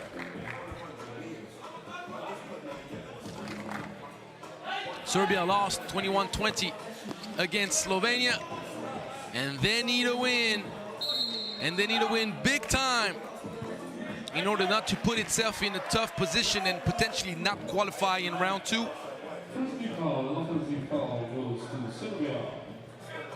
Estonia won against Brazil 21-16. So with a win, they would end up with a perfect 2-0 record, which would put them top of the group. Oh, big bucket in the corner. The catch. The defensive pressure on the other end. I did mention that Pool B was kind of like the group of death in the men's bracket. Estonia, Brazil, Slovenia, Serbia. I mean, good luck figuring out who's gonna come out of that group.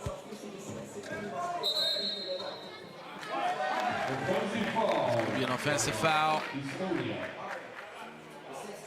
Uroshuput fighting for position, earning himself a call.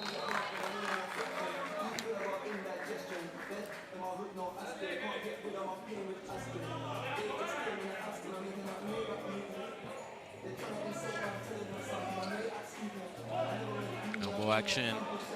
Uroshuput elevates, trying to respond to the corner shot. Now, Estonia, early in the game, a lot of fouls. Not even a minute played, and 5 team fouls combined. The intensity is palpable.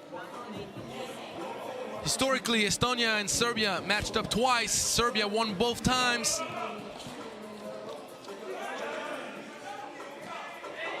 Three seconds, good defense. The step back. Ball did not touch the rim. It's going to be a 12-second shot clock violation.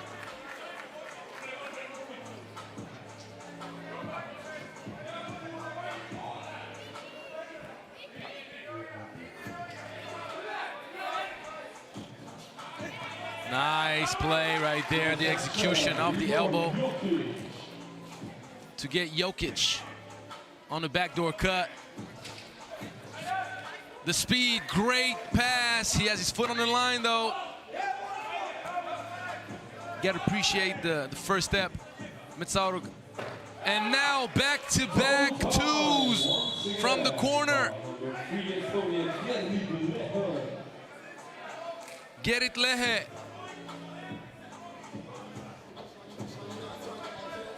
Putting Estonia up 3 early.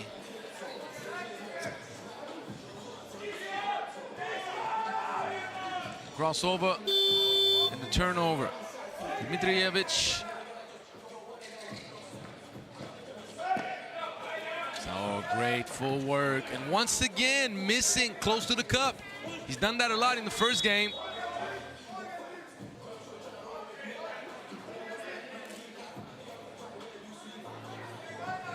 But that's the second time that Estonia pressures the ball on the defensive end in the transition. It's going to be a warning against Serbia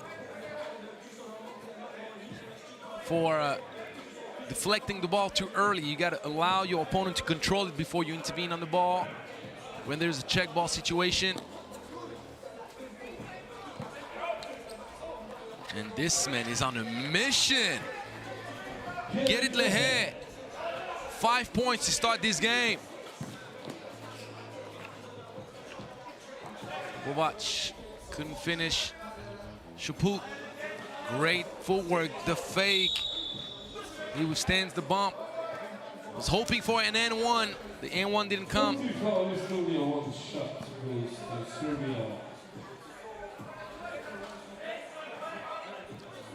All I gotta say is hi, Boomer, but I'm not gonna tell you why. Inside joke for the FIBA. Anyhow. Yes, I'm like that. I joke around, I'm like that. Kisses, Rachel. So, baseline take. Great finish on the opposite end. 6-2, and that's a travel. Estonia right now is just beating out Serbia with intensity. It's usually what the Serbians do to their opponents, but now Estonia responds to the call. I told you they're very well coached. They're a team that historically has found success in those kind of competitions. Chaput, catch and shoot, is off the mark. Both teams with 14 fouls with under 3 minutes played in this game. It's a very physical match, very intense. Both teams understand the value of the win right now.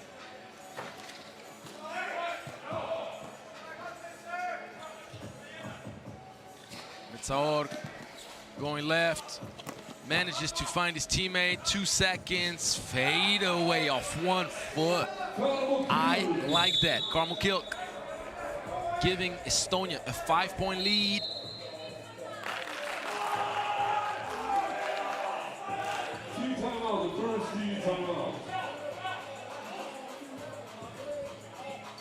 Estonia playing with a lot of urgency and passion.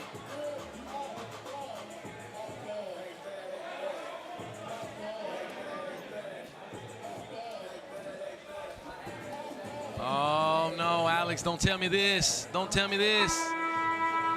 I just see it myself as well. The clouds are coming back. I don't like it. Neither should you. Hopefully we can finish this game. Hopefully the rain is not gonna interfere for the continuity of this great first day of competition.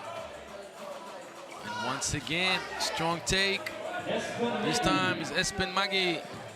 6-point lead. Serbia needs to find a way to get back in this game. It's not about finding individual solutions. It's more like this one. Collaborate, trying to create an advantage.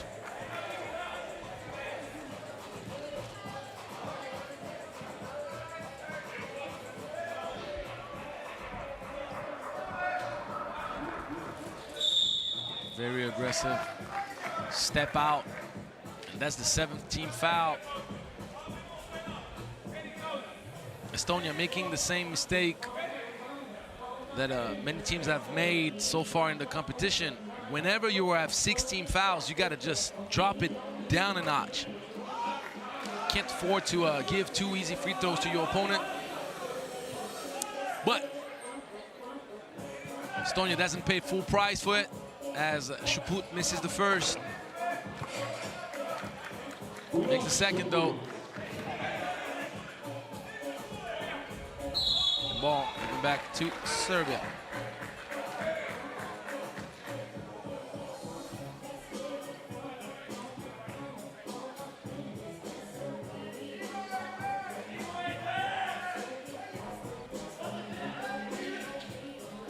Shaput coming off the handoff action. On target, but a bit long. 5-point game. That's a 15th foul against Serbia. Got one more to give before sending Estonia to the line for 2 shots.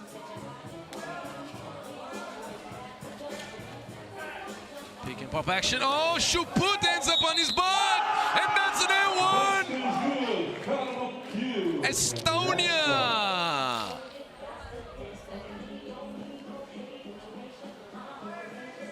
Withstanding contact, body control, using the glass. Big time play with big consequences for Serbia. Now also in the bonus. Luckily for them, the free throw did not get knocked down. Great contest. Mitsaog making sure he doesn't foul.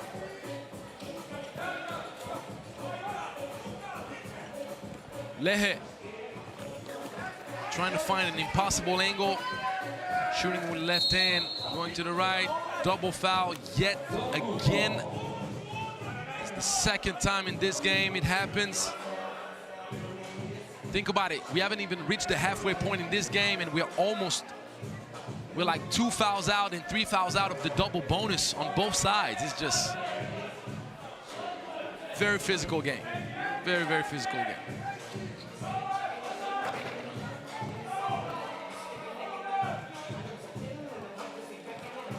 Lehe elevates, very short.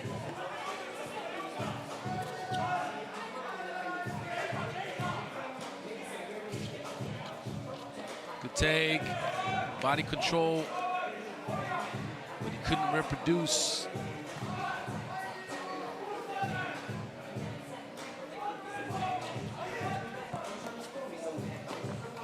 Good contest, legal, no foul.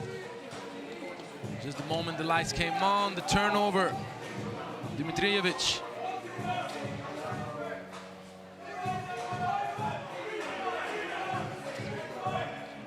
Six-point lead, ball did not touch the rim. It's gonna be a 12-second shot clock violation.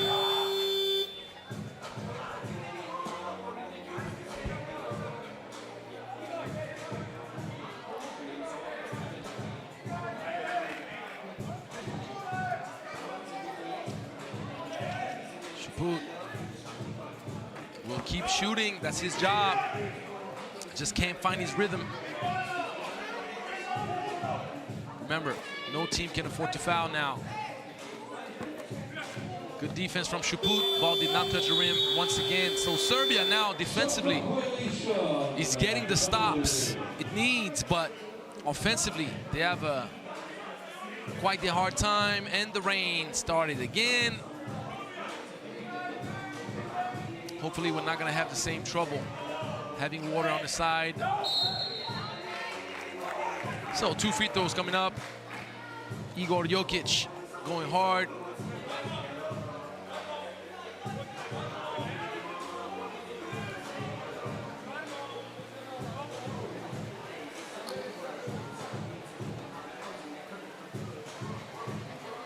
Jokic knocks down the first.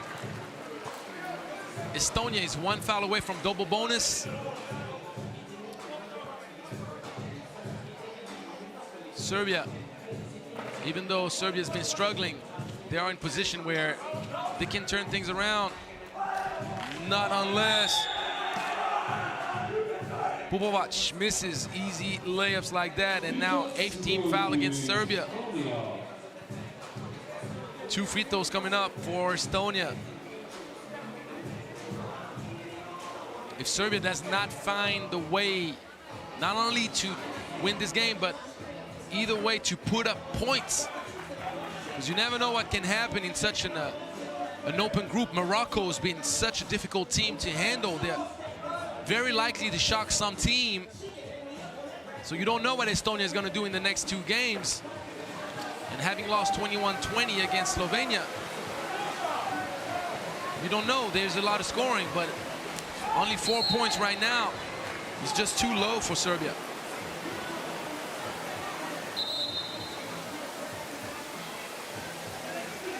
And unfortunately, the wrath of the rain is just dropped on us right now.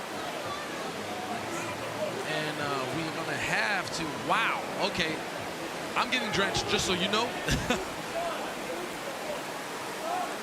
So, yeah. Game interrupted once again, no questions asked. Sorry about that, people, but we're dealing with moody outside conditions. Can't do much about that. Man. Yep. You see it. All right.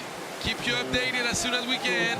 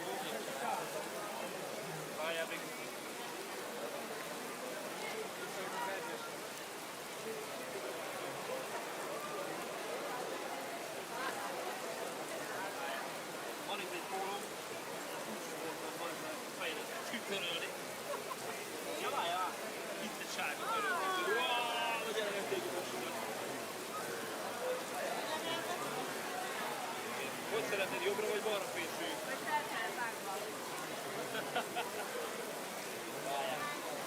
Nem, azért hoztam, hogyha esetleg meleg lenne és izzadnék.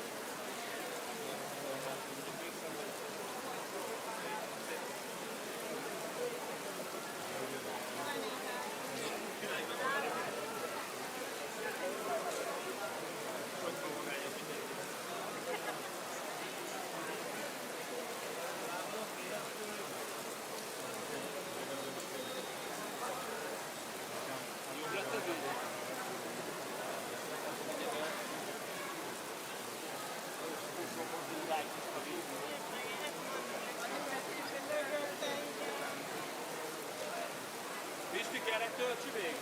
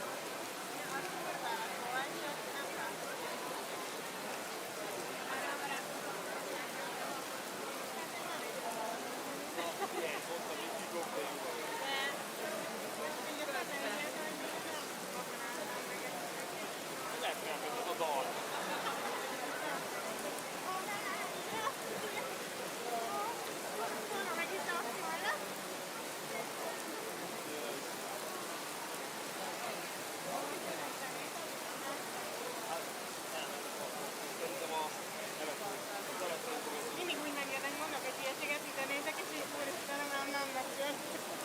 Nem baj, ez már élő volt. Hogy eltettek fel a monitoron? Amúgy talán, ha eléleztem a podcast, akkor ezt ott kötődöm megnézni a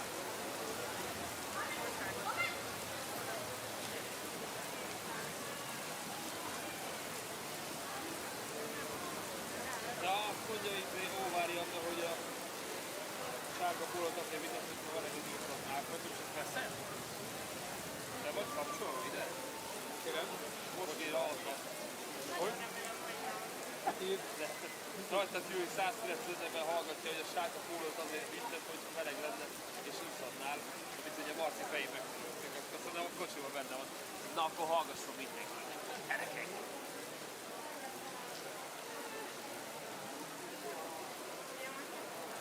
Kosármeccsen jártam már rosszabb. Hozd meg a hangot. Üdvözlök mindenkit! Akkor lenne itt egy dal.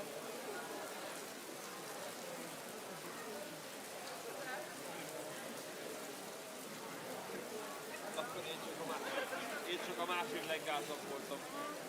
Hát ez a Kinga, Kedves nevem. ja, igen, ez hol hallja? A Youtube-on szerintem. Hát jó.